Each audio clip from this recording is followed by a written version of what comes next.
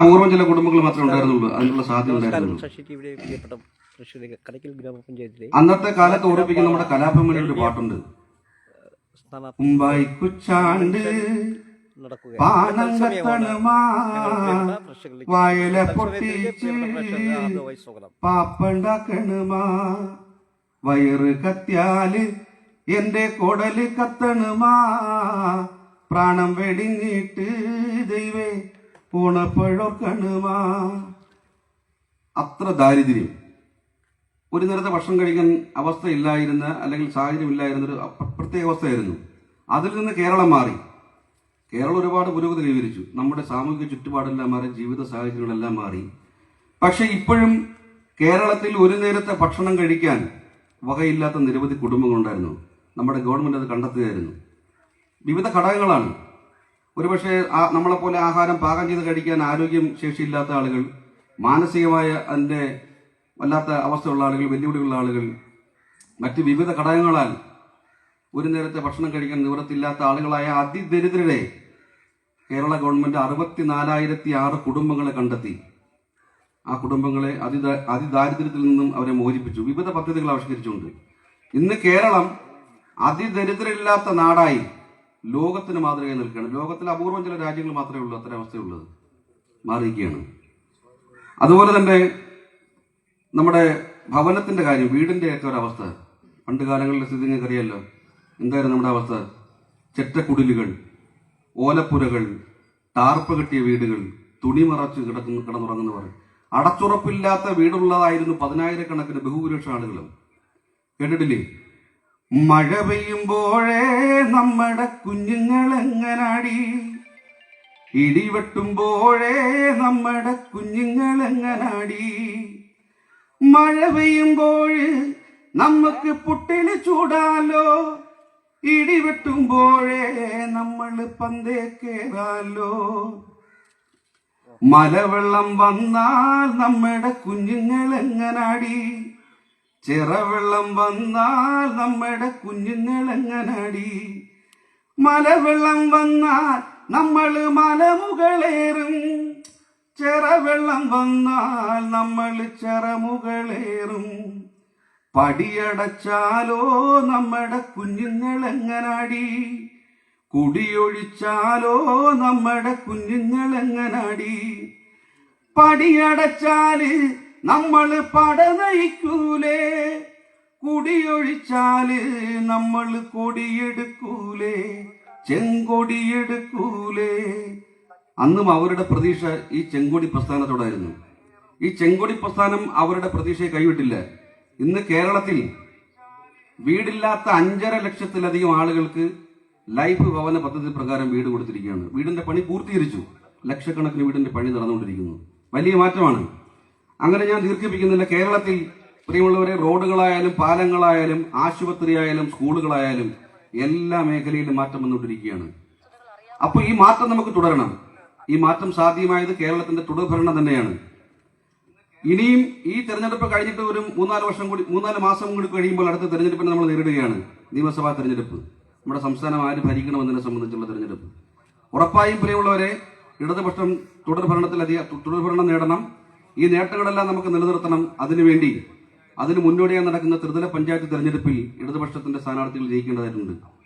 കടയ്ക്കൽ ചരിത്ര വിജയം നേടിയാണ് നമ്മൾ കഴിഞ്ഞ തെരഞ്ഞെടുപ്പിൽ 19 സീറ്റും കടയ്ക്കൽ പഞ്ചായത്തിൽ ഇടതുപക്ഷം നേടിയാണ് ചരിത്ര വിജയം കുറിച്ചത്. ഇക്കുറിയും ആ ചരിത്ര വിജയം ആവർത്തിക്കുന്ന കാര്യത്തിൽ യാതൊരു തർക്കവുമില്ല. കാരണം ഞാൻ ഈ നേരത്തെ പറഞ്ഞ നമ്മുടെ വികസന പദ്ധതികൾ ബഹുഭൂരിപക്ഷവും നടപ്പിലാക്കുന്നത് ത്രിതല പഞ്ചായത്ത് സംവിധാനങ്ങൾ വഴിയാണ്. അതിദരിദ്രരുടെ ലിസ്റ്റ് തയ്യാറാക്കുകയും അവരെ കണ്ടെത്തുകയും ചെയ്യുന്നതെല്ലാം പഞ്ചായത്തുകളാണ്. ലൈഫ് ഭവന പദ്ധതി അതിന്റെ ഗുണഭോക്താക്കളെ കണ്ടെത്തുന്നതും പഞ്ചായത്ത് വഴിയാണ്, അല്ലെങ്കിൽ ത്രിതല പഞ്ചായത്ത് സംവിധാനങ്ങൾ വഴിയാണ്. ഇങ്ങനെ വ്യക്തിഗത ആനുകൂല്യങ്ങളും മറ്റ് ആനുകൂല്യങ്ങളെല്ലാം നടപ്പിലാക്കുന്നത് ഈ ത്രിതല പഞ്ചായത്ത് സംവിധാനങ്ങൾ വഴിയാണ്. അപ്പോൾ അത് നടപ്പിലാക്കുന്നതിൽ കൃത്യതവും അർഹതപ്പെട്ട ആളുകളിലേക്ക് ഇത് എത്തിക്കുന്നതിന് വേണ്ടി ഇടതുപക്ഷത്തിന്റെ പ്രതിനിധികൾ ആണ് ജയിച്ചു വരേണ്ടത്. അങ്ങനെ അല്ലാത്ത അവസ്ഥ ഉണ്ടായിക്കഴിഞ്ഞാൽ അതെല്ലാം പിന്നെ അവർക്ക് തോന്നിയതുപോലെ, ഇപ്പൊ കോൺഗ്രസോ BJP ഒക്കെ വരുന്ന സ്ഥലങ്ങളിലെ സ്ഥിതികൾ ആലോചിച്ച് നോക്കിയാൽ മതി. കടക്കിലെ സംബന്ധിച്ച് അതില്ല. മറ്റ് പല സ്ഥലങ്ങളിലും നിങ്ങളൊന്ന് പരിശോധിച്ച് നോക്കിയാൽ അതെല്ലാം അവർക്ക് തോന്നിയതുപോലെയാണ്. വീട് കൊടുക്കുന്നതായാലും മറ്റ് ആനുകൂല്യങ്ങൾ കൊടുക്കുന്ന കാര്യത്തിലൊക്കെ ആയാലും. പക്ഷെ ഇത് ഇടതുപക്ഷത്തിന്റെ പ്രതിനിധികൾ വന്നാൽ അതല്ല. അവരെ കറക്റ്റ് ചെയ്യാൻ നമുക്കൊരു കരുത്തുള്ള പ്രസ്ഥാനമുണ്ട്. ഇടതുപക്ഷ പ്രസ്ഥാനമുണ്ട്. ഞാൻ അധികമായി ദീർഘിപ്പിക്കുന്നില്ല. പ്രിയമുള്ളവരെ, ഈ തെരഞ്ഞെടുപ്പിന്റെ ഗൗരവം മനസ്സിലാക്കി നമ്മുടെ മുഴുവൻ പ്രവർത്തകരും പ്രിയപ്പെട്ട സഖാക്കളും ഈ വരുന്ന തെരഞ്ഞെടുപ്പിൽ ചിതറ ജില്ലാ ഡിവിഷനിൽ ചിതറയിൽ നിന്ന് മത്സരിക്കുന്ന ജില്ലാ പഞ്ചായത്തിൽ ചിതറ ഡിവിഷനിൽ നിന്ന് മത്സരിക്കുന്ന സന്തോഷ് മധുര എന്ന എനിക്കും, നമ്മുടെ ബ്ലോക്ക് ഡിവിഷനിൽ നിന്ന് മത്സരിക്കുന്ന സഖാവ് മാധുരി എന്ന സഖാവിനും, അതുപോലെ തന്നെ നമ്മുടെ മാറ്റടാമ്പാറ വാർഡിൽ നിന്ന് മത്സരിക്കുന്ന RS ബിജു സഖാവിനും അരിവാൾ ചുറ്റിക നക്ഷത്രം അടയാളത്തിലും അരിവാൾ നെൽക്കതിർ അടയാളത്തിലും നിങ്ങളുടെ വിലയേറിയ വോട്ടുകൾ രേഖപ്പെടുത്തി വിജയിപ്പിക്കുകയും ഒപ്പം നിങ്ങളുടെ വീട്ടിലുള്ള വോട്ടുകൾ എന്ന് പറയുന്നത് വെറുതെ ആശങ്കപ്പെടേണ്ട കാര്യമില്ല. നമ്മൾ ഭക്ഷണമെല്ലാം കഴിക്കാൻ ഇരിക്കുമ്പോൾ വീട്ടിലിരുന്ന് ചർച്ച ചെയ്താൽ ചില സ്ഥലങ്ങളിലെങ്കിലും വീട്ടിലുള്ള പല ആളുകൾ ചില വ്യത്യസ്ത അഭിപ്രായങ്ങളൊക്കെ പറയുന്നത് കേൾക്കാം. അങ്ങനെയുള്ള സാഹചര്യമുണ്ട്.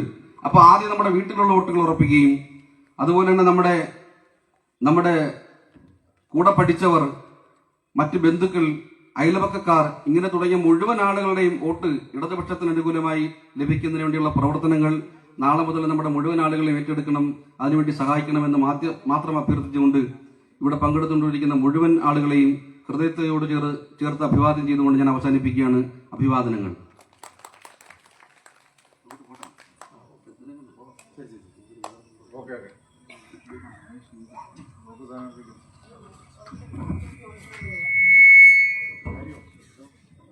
അതുപോലെ തന്നെ ബ്ലോക്ക് സ്ഥാനാർത്ഥിക്കും മറ്റ് കമ്മിറ്റികളും കൺവെൻഷനുകളും ഉണ്ട്. അതുകൊണ്ട് ബ്ലോക്ക് സ്ഥാനാർത്ഥി കൂടി സംസാരിച്ചതിന് ശേഷം യോഗ നടപടികൾ ചെയ്യാം. അഭിസംബോധന ചെയ്ത് സംസാരിക്കുന്നതിന് വേണ്ടി സഖാവ് KM മാധുരിയെ ക്ഷണിക്കുന്നു.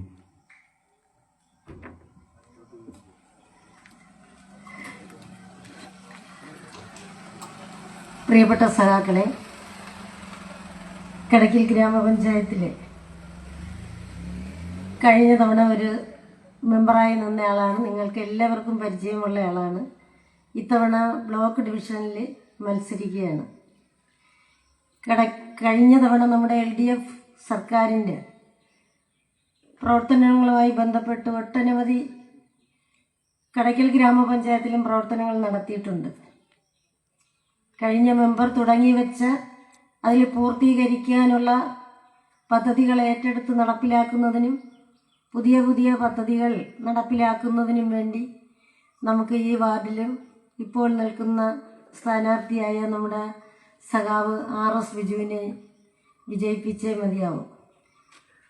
സഖാവ് RSന്റെ വിജയം ഉറപ്പാണ്. വളരെ ഭൂരിപക്ഷത്തോടു കൂടി തന്നെ വിജയിക്കുമെന്നുള്ളത് നമുക്ക് ഏവർക്കും അറിയാം. അത്തരത്തിൽ ചടയമംഗലം ബ്ലോക്കിൽ കടയ്ക്കൽ ഡിവിഷനിൽ നിന്ന് മത്സരിക്കുന്ന സ്ഥാനാർത്ഥിയാണ് ഞാൻ. എൻ്റെ പേര് KM മാധുരി, ചിഹ്നം അരിവാൾ നെൽക്കതിരാണ്. എനിക്കും വോട്ട് തന്ന് സഹായിക്കുക. അതുപോലെ തന്നെ ഇപ്പോൾ എനിക്ക് മുന്നേ ഇവിടെ സംസാരിച്ചിട്ട് കടന്നുപോയ ജില്ലാ ഡിവിഷനിൽ മത്സരിക്കുന്ന സഖാവ് സന്തോഷ് മധുരയുടെ ചിഹ്നം അരിവാൾ ചുറ്റിക നക്ഷത്രം. സന്തോഷ് മധുരയെയും വളരെ ഭൂരിപക്ഷത്തോടുകൂടി വിജയിപ്പിക്കുക. അപ്പോൾ നമ്മുടെ രണ്ട് സ്ഥാനാർത്ഥികൾ ഈ ഡിവിഷൻ വാർഡിൽ നിൽക്കുന്ന ആളിന് അരിവാൾ ചുറ്റിക നക്ഷത്രം, ജില്ലയിൽ നിൽക്കുന്ന ആളിന് അരിവാൾ ചുറ്റിക നക്ഷത്രം, എനിക്ക് അരിവാൾ നെൽക്കതിർ. നമ്മൾ 3 പേരും ഈ 3 ചിഹ്നങ്ങളിലായിട്ട് മത്സരിക്കുന്ന സ്ഥാനാർത്ഥികളാണ്. നമ്മുടെ തുടർഭരണം നമുക്കറിയാം. കടയ്ക്കൽ ഗ്രാമപഞ്ചായത്തിൽ കഴിഞ്ഞ പ്രാവശ്യം 19 വിജയവും കൈവരിച്ച് ഭരണം നടത്തിക്കൊണ്ടിരിക്കുന്ന ഒരു പഞ്ചായത്താണ്. ആ തോൽവിയില്ലാത്ത ജയം മാത്രം ഉറപ്പാക്കിയ ഒരു പഞ്ചായത്താണ് കടയ്ക്കൽ പഞ്ചായത്ത്. ആ ഒരു ചരിത്രം മാത്രമാണ് നമുക്കുള്ളത്. അത് തുടർന്നും കൊണ്ടുപോകുന്നതിന് വേണ്ടി നമ്മുടെ ഈ 3 സ്ഥാനാർത്ഥികളെയും വൻ ഭൂരിപക്ഷത്തിൽ വിജയിപ്പിക്കണം എന്ന് മാത്രമാണ് എനിക്ക് പറയാനുള്ളത്. നമ്മുടെ പഞ്ചായത്ത് ഇനി ഒട്ടനവധി കാര്യങ്ങൾ ചെയ്തു തീർക്കാനുണ്ട്. നമുക്കറിയാം, മാറ്റടാമ്പാറ ടൂറിസം പദ്ധതി ഉൾപ്പെടെ നമ്മുടെ സഖാവ് RS ബിജുവിന്റെ നേതൃത്വത്തിൽ വരുന്ന ഒരു ഭരണസമിതി ഏറ്റെടുത്ത് ഒട്ടനവധി കാര്യങ്ങൾ ചെയ്തു തീർക്കാനുണ്ട്. അതിനെല്ലാം നിങ്ങളുടെ ഓരോരുത്തരുടെയും സഹായ സഹകരണങ്ങൾ മാത്രമാണ് നമുക്ക് നൽകേണ്ടത്.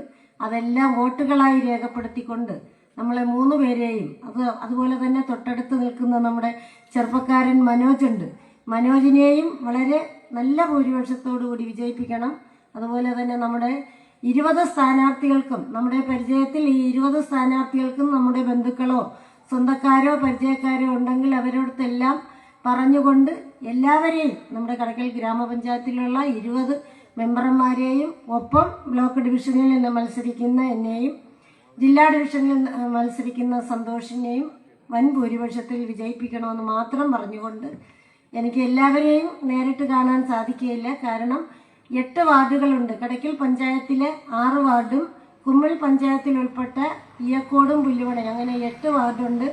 8 വാർഡിലും പോകേണ്ടതായുള്ളത് കൊണ്ട് എല്ലാവരെയും നേരിൽ കണ്ട് വോട്ട് ചോദിക്കണമെന്നാണ് ആഗ്രഹം. പക്ഷേ സാധിക്കുമെന്ന് തോന്നുന്നില്ല. എന്നിരുന്നാലും എല്ലാവരെയും കാണാൻ പറ്റിയില്ലെങ്കിൽ അതെൻ്റെ ഒരു പോരായ്മയായി കാണാതെ എല്ലാവരോടും വോട്ട് ചോദിച്ചതായി കരുതിക്കൊണ്ട് എല്ലാവരും നമുക്ക് 3 പേർക്കും വോട്ട് തന്ന് വിജയിപ്പിക്കണമെന്ന് മാത്രം അഭ്യർത്ഥിച്ചുകൊണ്ട് ഇവിടെ കൂടിയിരിക്കുന്ന നിങ്ങൾക്ക് എല്ലാവർക്കും എല്ലാവിധ ആശംസകളും അഭിനന്ദനങ്ങളും അറിയിക്കുന്നു. ഒപ്പം എനിക്ക് ഇനി 2 സ്ഥലത്ത് കൂടി ഇതേപോലെ കൺവെൻഷൻ നടക്കുന്നുണ്ട്. ഈയക്കോടും നമ്മളെ കടയ്ക്കൽ ടൗണിലും അവിടെ പോകാനുള്ള ഒരു അനുമതിയും കൂടി ചോദിച്ചുകൊണ്ട് നിർത്തുന്നു. നന്ദി.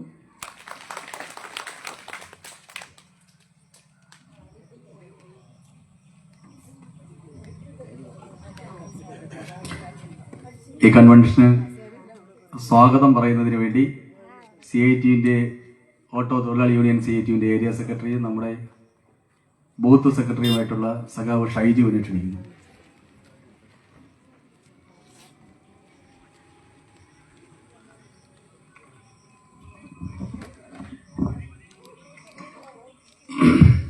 ബഹുമാനപ്പെട്ട അധ്യക്ഷൻ സഖാവ് മനു, ഉദ്ഘാടകനായി എത്തിയിട്ടുള്ള പാർട്ടിയുടെ ഏരിയ കമ്മിറ്റി അംഗം സഖാവ് ദിനേശ്, ഇവിടെ കൂടിയിരിക്കുന്ന ബഹുജനങ്ങളെ, സഖാക്കളെ സ്വാഗതം പറയുക എന്നുള്ളതാണ് എൻ്റെ കർത്തവ്യം. എന്നാലും 2 വാക്ക് പറയാതെ സ്വാഗതത്തിലേക്ക് കടക്കാൻ കഴിയില്ല. നാം ഏറെ അഭിമാനത്തോടു കൂടിയാണ് ഈ വരുന്ന തദ്ദേശ തെരഞ്ഞെടുപ്പിനെ നേരിടാനൊരുങ്ങുന്നത്. 10 വർഷമായി കേരളത്തിന്റെ ഭരണം കൈയാളുന്ന സഖാവ് പിണറായി വിജയന്റെ ക്ഷേമ പദ്ധതികളും ഒട്ടനവധിയായിട്ടുള്ള വികസന നേട്ടങ്ങളും മറന്നുകൊണ്ട് നമുക്കൊരിക്കലും മുന്നോട്ട് പോകാൻ കഴിയില്ല. ആരോഗ്യം, വിദ്യാഭ്യാസം തുടങ്ങി ഏത് മേഖല എടുത്ത് പരിശോധിച്ചാലും നമ്മുടെ പിണറായി സർക്കാർ എന്നും ലോകത്തിനും ഇന്ത്യക്കും തന്നെ മാതൃകയാവാത്തക്ക രീതിയിൽ വളരെ നല്ല രീതിയിലുള്ള ഭരണമാണ് കാഴ്ചവെച്ച് മുന്നോട്ട് പോകുന്നത്.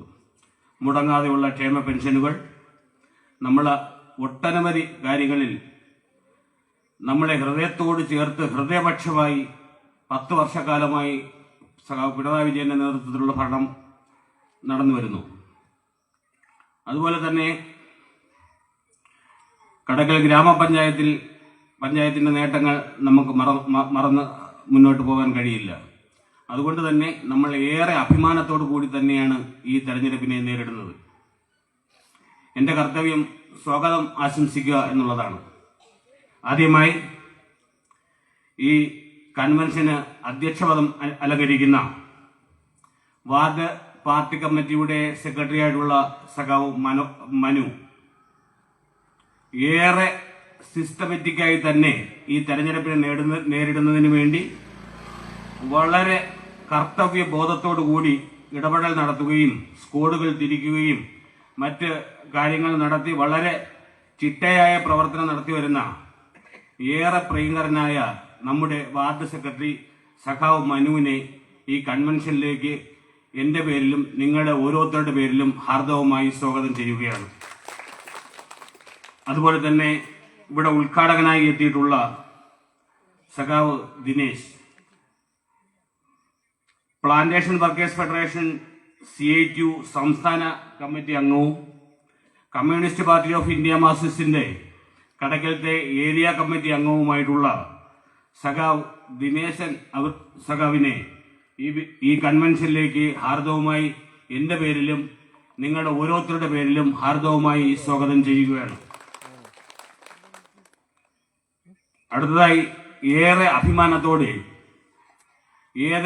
ഏറെ ആദരവോടെ നമ്മുടെ എല്ലാം പ്രിയങ്കരനായ സഖാവ് RS ബിജു. നിങ്ങൾക്ക് എല്ലാവർക്കും അറിയാം, കഴിഞ്ഞ അദ്ദേഹം പഞ്ചായത്ത് മെമ്പറായി 25 വർഷം പൂർത്തിയാക്കിയ വ്യക്തിയാണ്. 20 വർഷക്കാലവും നമ്മുടെ ഈ മാറ്റാമ്പാറ വാർഡിനെ കേന്ദ്രീകരിച്ചാണ് സഖാവ് പ്രവർത്തിച്ചിട്ടുള്ളത്. നമുക്കെല്ലാം അറിയാവുന്ന കാര്യമാണ്, ആരടുത്തും ഓർമ്മപ്പെടുത്തേണ്ട കാര്യമില്ല. വളവന്തെങ്കിൽ ഞാൻ അവിടെ വന്ന് വസ്തു വാങ്ങുമ്പോൾ ഒരു വരമ്പിക്കൂടി പോയാണ് ആ വസ്തു വാങ്ങിയത്. മണ്ണെണ്ണ വിളക്കിന്റെ വെളിച്ചത്തിലാണ് ഞാൻ അവിടെ കഴിഞ്ഞത്. സഖാവ് RS ബിജുവിന്റെ ഇടപെടലും ഭരണ നേട്ടവും കൊണ്ട് ഗതാഗത യോഗ്യമായ റോഡായി. ചിമ്മിനി വിളക്കിൽ നിന്നും എനിക്ക് കറണ്ടിന്റെ വെളിച്ചം കിട്ടി. കുടിവെള്ളത്തിന് ഒട്ടേറെ ബുദ്ധിമുട്ടിക്കൊണ്ടിരുന്ന നമ്മൾ ഇപ്പൊ കുടിവെള്ളത്തിന്റെ പേരിലുള്ള ബുദ്ധിമുട്ട് ഇല്ലാതായി. ഇടറോഡുകൾ, നടറോഡുകൾ, നടവഴികൾ, ഇടവഴികൾ കോൺക്രീറ്റുകളായി, ടാറുകളായി, ഒട്ടനവധിയായിട്ടുള്ള മാറ്റിടാമ്പാറയെ ഇന്ന് കാണുന്ന മാറ്റിടാമ്പാറ വാർഡിന്റെ സർവ വികസനത്തിനും കാരണഭൂതനായ സഖാവ് RS ബിജുവിനെ ഈ കൺവെൻഷനിലേക്ക് ഹാർദവമായി സ്വാഗതം ചെയ്യുകയാണ്. അതുപോലെ തന്നെ നമ്മുടെ 1-ാം നമ്പർ ബൂത്തിന്റെ സെക്രട്ടറിയായുള്ള സഖാവ് മാഹീൻ, ഇത്രയും ഊർജ്ജസ്വലതയോടുകൂടി ഈ തെരഞ്ഞെടുപ്പിനെ കാണുന്ന സഖാവ് മാഹീനെ ഒരിക്കലും അവഗണിച്ച് മുന്നോട്ട് പോകാൻ കഴിയില്ല. അത്ര ഹൃദയത്തിലേറ്റിയാണ് സഖാവ് പ്രവർത്തിക്കുന്നത്. പണ്ടൊക്കെ ഞാൻ ബൂത്തിലൊക്കെ പ്രവർത്തിക്കുന്നതിനേക്കാളും വളരെ ഭംഗിയായി ഉത്തരവാദിത്വത്തോടു കൂടി ആ കടമ നിർവഹിക്കുന്ന സഖാവ് മാഹീനെ ഈ വേദിയിലേക്ക് ഹാർദവമായി സ്വാഗതം ചെയ്യുകയാണ്. അതുപോലെ നമ്മുടെ തൊട്ടടുത്ത വാർഡായ തുമ്പോട് വാർഡിൽ പ്രതികരിച്ച് മത്സരിക്കുന്നത് ആട്ടോ തൊഴിലാളി യൂണിയന്റെ ഏരിയ കമ്മിറ്റി അംഗമായിട്ടുള്ള തുമ്പോട് വാർഡ് സെക്രട്ടറി, ബ്രാഞ്ച് സെക്രട്ടറിയായുള്ള സഖാവ് മനോജിനെയാണ്. നിങ്ങൾക്ക് എല്ലാവർക്കും അറിയാം, സാധാരണക്കാരിൽ സാധാരണക്കാരനായ സഖാവ് മനോജ്, സാധാരണക്കാരുടെ പ്രശ്നങ്ങൾ അറിയാവുന്ന മനോജ്. ആ മനോജിന് ഈ കൺവെൻഷനിലേക്ക് ഹാർദവമായി സ്വാഗതം ചെയ്യുകയാണ്, ക്ഷണിക്കുകയാണ്. അതുപോലെ തന്നെ കമ്മ്യൂണിസ്റ്റ് പാർട്ടി ഓഫ് ഇന്ത്യ മാർക്സിസ്റ്റിന്റെ ലോക്കൽ കമ്മിറ്റി അംഗമായിട്ടുള്ള ഏറെക്കാലം മാറ്റാമ്പാറ വാർഡിൽ ബ്രാഞ്ച് സെക്രട്ടറി ആയിട്ട് പ്രവർത്തിച്ചിട്ടുള്ള സഖാവ് പത്മകുമാർ സാഹിബിനെ നിങ്ങളുടെ പേരിലും എന്റെ പേരിലും ഈ കൺവെൻഷനിലേക്ക് ഹാർദവമായി സ്വാഗതം ചെയ്യുകയാണ്, ക്ഷണിക്കുകയാണ്. അതുപോലെ തന്നെ പാർട്ടിയുടെ CPMന്റെ നേതാവായിട്ടുള്ള സഖാവ് ബാബുവിനെ ഈ വേദിയിലേക്ക് ഹാർദവമായി സ്വാഗതം ചെയ്യുകയാണ്, ക്ഷണിക്കുകയാണ്. ഇവിടെ കൂടിയ മുഴുവൻ സമ്മതിദായകർക്കും, നാട്ടുകാർക്കും, നല്ലവരായ സഖാക്കൾക്കും, ദൃശ്യ പത്രമാധ്യമങ്ങൾക്കും ഹാർദവമായി സ്വാഗതം ചെയ്തുകൊണ്ട് എന്റെ വാക്കുകൾ അവസാനിപ്പിക്കുന്നു.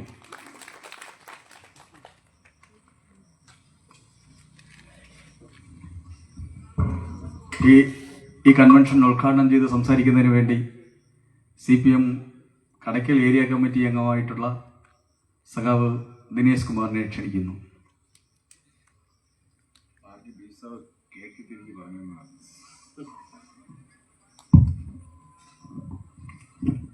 പ്രിയപ്പെട്ട നമ്മുടെ ഈ യോഗത്തിന്റെ കൺവെൻഷന്റെ അധ്യക്ഷൻ സൗ മനു, ഈ യോഗത്തിൽ പങ്കെടുക്കുന്ന ഗ്രാമപഞ്ചായത്ത് അംഗമായിട്ടുള്ള സൗ ബാബുണ്ണൻ, അതുപോലെ തന്നെ പത്മകുമാർ, നമ്മുടെ പ്രിയങ്കരനായ സാരഥി സഖാവ് RS ബിജു, ഈ വേദിയിലുള്ള ബഹുമാന്യരായ സഖാക്കളെ, ഈ കൺവെൻഷനിൽ എത്തിച്ചേർന്നിട്ടുള്ള പ്രിയപ്പെട്ട സഹോദരി സഹോദരന്മാരെ, ദൃശ്യ മാധ്യമങ്ങളുടെ പ്രതിനിധികളെ, പ്രിയപ്പെട്ട സഹോദരി സഹോദരന്മാരെ, ഉദ്ഘാടന പ്രസംഗം നീട്ടത്തില്ല. വളരെ പെട്ടെന്ന് നിങ്ങളോട് പറയാനുള്ള ചില കാര്യങ്ങൾ പറഞ്ഞ് ഞാൻ ഉദ്ഘാടന പ്രസംഗം അവസാനിപ്പിക്കാം. ഡിസംബർ മാസം 9-ാം തീയതി കേരളത്തിലെ ത്രിതല പഞ്ചായത്ത് തെരഞ്ഞെടുപ്പ് നടക്കുകയാണ്. ഈ തെരഞ്ഞെടുപ്പിൽ ഇവിടെ സഖാവ് RS ബിജുവിനെയും അതുപോലെ തന്നെ മാധുരി സഖാവിനെയും സന്തോഷ് മദിരയെയും ബഹുഭൂരിപക്ഷത്തോടുകൂടി തെരഞ്ഞെടുക്കുക എന്നതിനു വേണ്ടിയുള്ള കൺവെൻഷനാണ് നാം ചേരുന്നത് എങ്കിലും മറ്റൊരു തെരഞ്ഞെടുപ്പിനുള്ളതിനേക്കാൾ വലിയ രാഷ്ട്രീയ പ്രാധാന്യം ഈ തെരഞ്ഞെടുപ്പിനുണ്ട് എന്ന് നമ്മൾ കാണണം. അതിന് പ്രധാനപ്പെട്ട ഒരു വിഷയമായി ഞാൻ ചൂണ്ടിക്കാണിക്കാൻ കാരണം ഇന്ത്യയിലെ വിവിധ ഗവൺമെന്റുകളും അതുപോലെ തന്നെ നമ്മുടെ രാജ്യം ഭരിക്കുന്ന BJPയുടെ ഗവൺമെന്റും നടപ്പിലാക്കുന്ന ജനവിരുദ്ധ നയങ്ങൾക്കെതിരായി ബദൽ നയം ആവിഷ്കരിച്ചുകൊണ്ട് പ്രവർത്തിച്ചുകൊണ്ടിരിക്കുന്ന ഇടതുപക്ഷ ജനാധിപത്യ മുന്നണിയുടെ കരുത്ത് വർദ്ധിപ്പിച്ചുകൊണ്ട് ഒരു തുടർ ഭരണം മൂന്നാം ഊഴം ഇടതുപക്ഷ ജനാധിപത്യ മുന്നണിക്ക് ലഭിക്കേണ്ടതുണ്ട്.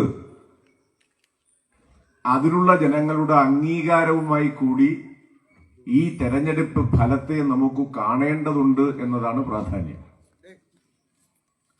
നമുക്കുള്ള ആകെയുള്ള ഒരു കുഴപ്പം, പഴയ കാര്യങ്ങൾ നമ്മൾ മനസ്സിലുണ്ടെങ്കിലും ആരോടും പറയാറില്ല, പുതിയ തലമുറയ്ക്ക് അതിനെക്കുറിച്ച് അറിയുകയുമില്ല. എന്റെ മുമ്പിലിരിക്കുന്ന അമ്മമാർ തല നരച്ചാൽ പ്രായം കൂടി എന്ന് വിചാരിക്കരുത് കേട്ടാ. നല്ല മനസ്സുള്ളവരും നരയ്ക്കും. അതുകൊണ്ടാണ് ഞാൻ കുറച്ച് നരച്ചിരിക്കുന്നത്. എനിക്ക് വലിയ പ്രായമൊന്നുമില്ല. ആ പഴയ കാര്യങ്ങൾ നമ്മളൊന്ന് ഓർത്തെടുത്തിട്ട് ഇപ്പോഴത്തെ കാലത്തെക്കുറിച്ചൊന്ന് ആലോചിക്കുമ്പോഴാണ് ഇടതുപക്ഷ ജനാധിപത്യ മുന്നണി ഭരണത്തിന്റെ നേട്ടമെന്ത് എന്ന് നമുക്ക് വ്യക്തമാകുകയുള്ളൂ. ഒന്നാമത് ഞാൻ ചോദിക്കുന്നത്, ഒരു 10-35-40 വർഷങ്ങൾക്കെല്ലാം അപ്പുറത്തേക്ക്, അല്ലെങ്കിൽ ഒരു പക്ഷേ കേരള സംസ്ഥാനമായി രൂപപ്പെടുന്നതിന് മുമ്പ് ജീവിച്ചിരുന്ന ആരെങ്കിലും ഇവിടെ ഉണ്ടെങ്കിൽ ഞാനൊരു ചോദ്യം ചോദിക്കുകയാണ്. ഇതുപോലൊരു യോഗത്തിൽ ഇതുപോലെ സഹോദരിമാർക്ക് വന്നിരിക്കാൻ കഴിയുമായിരുന്നോ? സഹോദരന്മാർക്ക് വന്നിരിക്കാൻ കഴിയുമായിരുന്നോ? കഴിയുമായിരുന്നില്ല.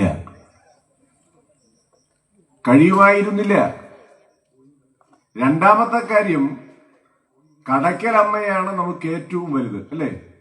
നമ്മളെ സംബന്ധിച്ച് നമുക്ക് ഏറ്റവും വലുത് കടയ്ക്കലമ്മയാണ്. കടയ്ക്കലമ്മ കഴിഞ്ഞാൽ പിന്നെ CPM ആണ്. കടയ്ക്കലമ്മയും കമ്മ്യൂണിസ്റ്റ് പാർട്ടികളും തമ്മിൽ നല്ല ബന്ധമാണ്.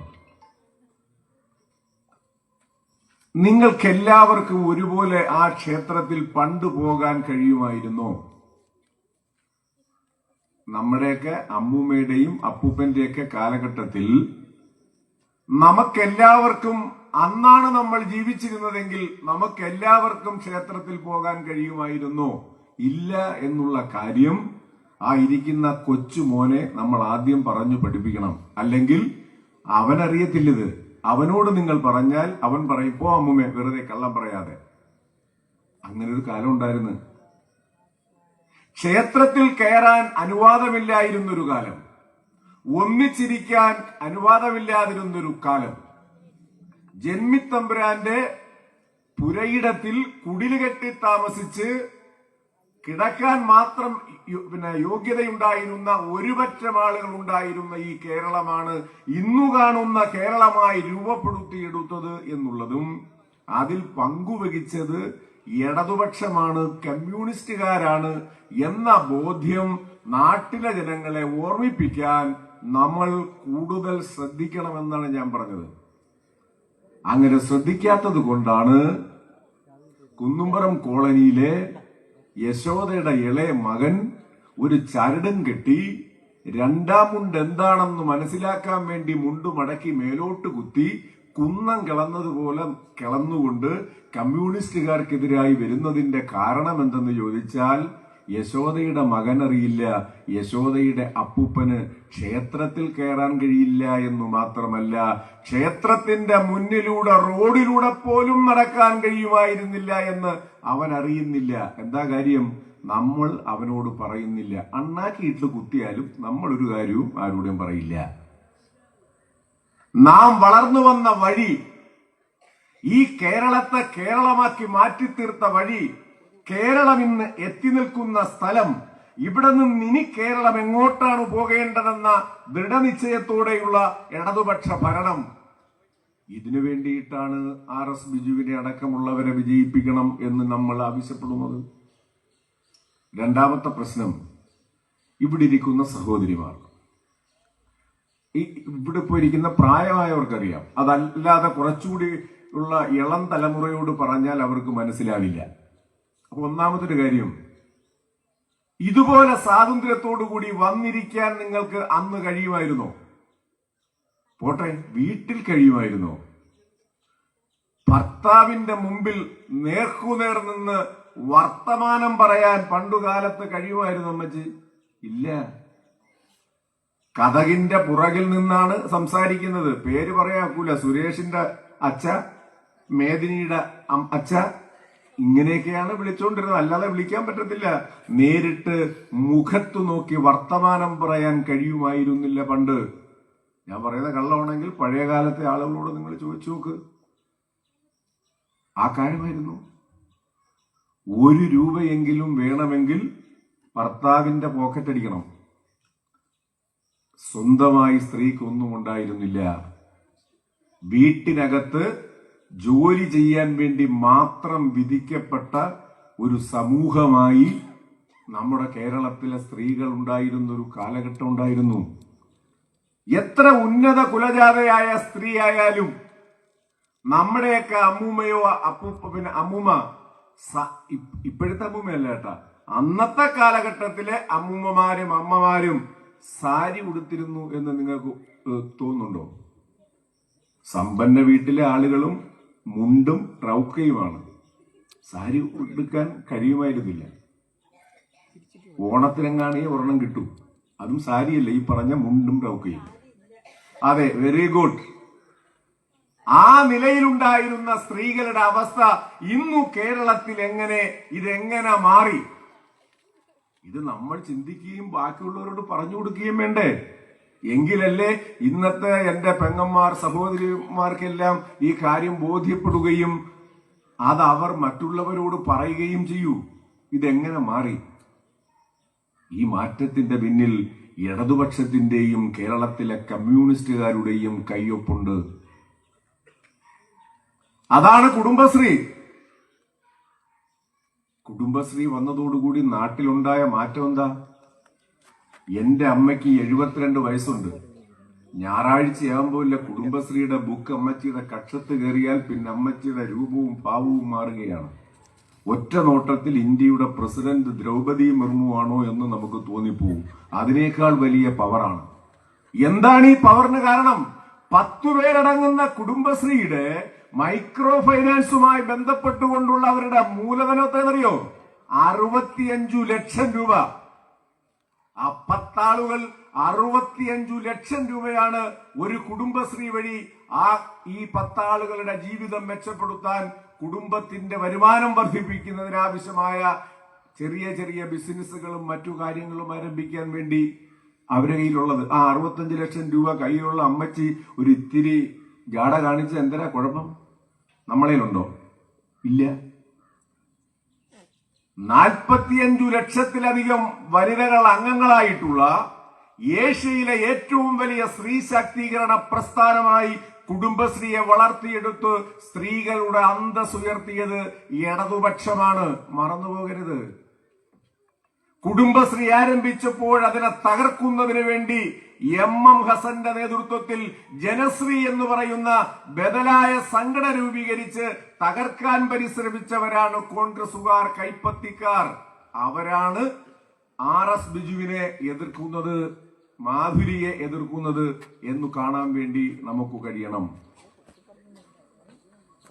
പണ്ട് നമ്മൾ ഭർത്താവിനെ പോക്കറ്റടിച്ചെങ്കിൽ ഇന്നത്തെ അവസ്ഥ നിങ്ങളൊന്ന് ആലോചിച്ച് നോക്കൂ.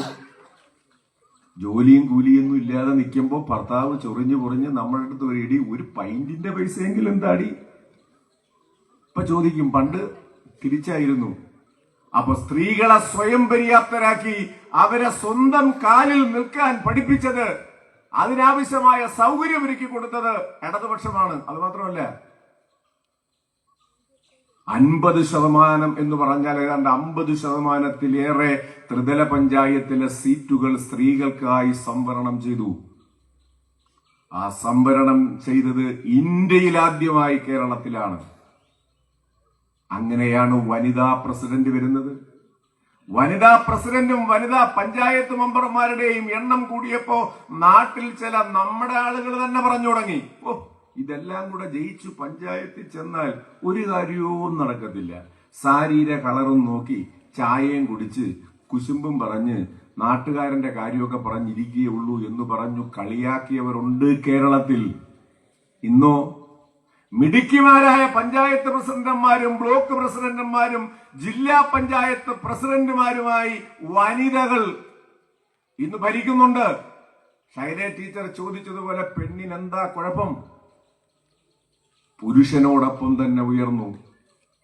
സംവരണം എന്തുകൊണ്ട് ഏർപ്പെടുത്തേണ്ടി വന്നു എന്ന് വെച്ചാലേ, എന്റെ മനസ്സിലും വനിതകളെക്ക് ഒരു പ്രത്യേകമായ പരിഗണന കൊടുക്കണമെന്നൊക്കെ മനസ്സിലുള്ളപ്പോഴും, ഇപ്പൊ കഴിഞ്ഞതിന് ഞാൻ ബ്ലോക്കിലേക്ക് മത്സരിച്ച് ഇപ്പൊ ആരോഗ്യ വിദ്യാഭ്യാസ സ്റ്റാൻഡിംഗ് കമ്മിറ്റി ചെയർമാനാണ്.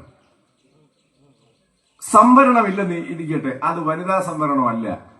സ്വാഭാവികമായും ബിയുസാവെ ഞാൻ ഒരു പിടി പിടിക്കൂലി, ബ്ലോക്ക് പ്രസിഡന്റ് ആണായിരിക്കട്ടെ. ആ തോന്നൽ പുരുഷ മേധാവിത്വത്തിന്റെ ലക്ഷണമാണ്.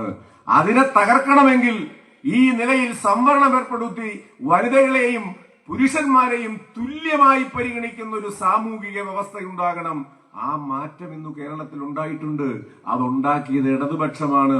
ആ ഇടതുപക്ഷത്തിന്റെ പ്രതിനിധിയായിട്ടാണ് സഖാവ് RS ബിജു മത്സരിക്കുന്നത്. വോട്ട് ചെയ്യണം. ഇതിനെ തകർക്കാൻ പരിശ്രമിച്ചവരാണ് കൈപ്പത്തിയിൽ മത്സരിക്കുന്നത്, മറ്റു ചിഹ്നങ്ങളിൽ മത്സരിക്കുന്നത്. അവർ വിജയിക്കാൻ പാടില്ല. ഇതാണ് എനിക്ക് സഹോദരിമാരോട് ആദ്യം പറയാനുള്ളത്.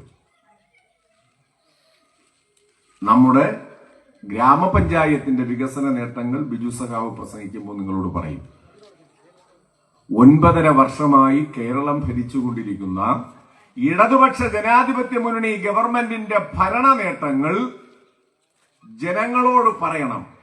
അങ്ങനെ പറയുമ്പോ ഞാൻ മുമ്പേ പറഞ്ഞതും കൂടെ ഓർക്കണം. നമ്മുടെയൊക്കെ മനസ്സിലിരിക്കുന്നത് കേരളം ഉണ്ടായത് 2016-ലാണെന്നാണ്. അന്നു മുതലുള്ള കാര്യങ്ങളെ നമ്മുടെ മനസ്സിലുള്ളൂ. പ്രിയപ്പെട്ടവരെ, 2016 മുമ്പൊരു കേരളം ഉണ്ടായിരുന്നു. അന്ന് ആരായിരുന്നു കേരളത്തിന്റെ മുഖ്യമന്ത്രി? ഉമ്മൻചാണ്ടി. സഖാവ് പിണറായി വിജയൻ കേരളത്തിൽ അധികാരത്തിൽ വരുന്നതിന് മുമ്പ് ഉമ്മൻചാണ്ടിയുടെ നേതൃത്വത്തിലുള്ള ഒരു ഗവൺമെന്റ് കേരളത്തിൽ ഉണ്ടായിരുന്നു.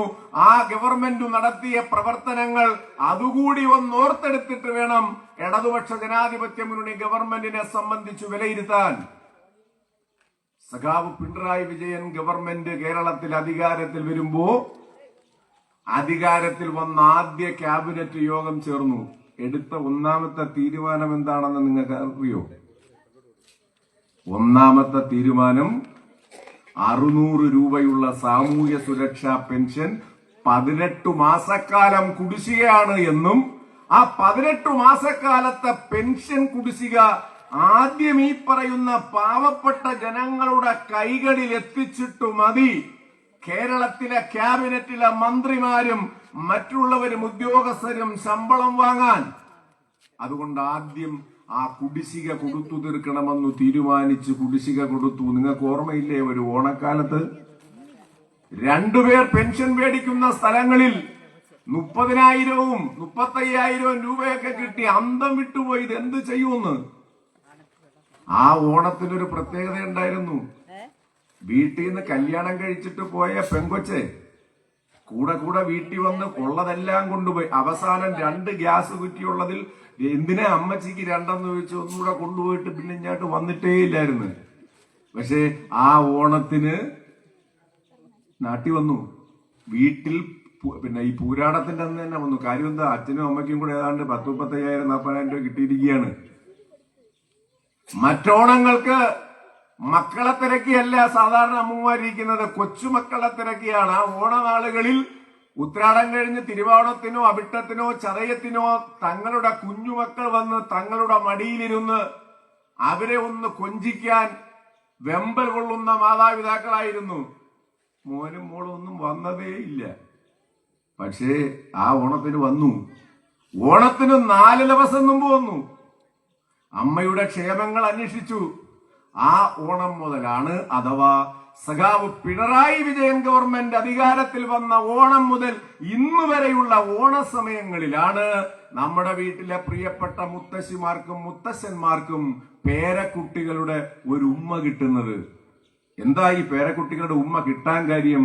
പകരം മടിശീലയിൽ നിന്ന് ഒരു 500-ന്റെ നോട്ട് കൊച്ചുമകന്റെ കയ്യിലേക്ക് ഒന്ന് വെച്ചുകൊടുത്ത് ഒരു ഉമ്മ തിരിച്ചു കൊടുക്കാൻ കഴിയുന്നത് ഇടതുപക്ഷം കേരളം ഭരിക്കുന്നതിന് കൊണ്ടാണ്.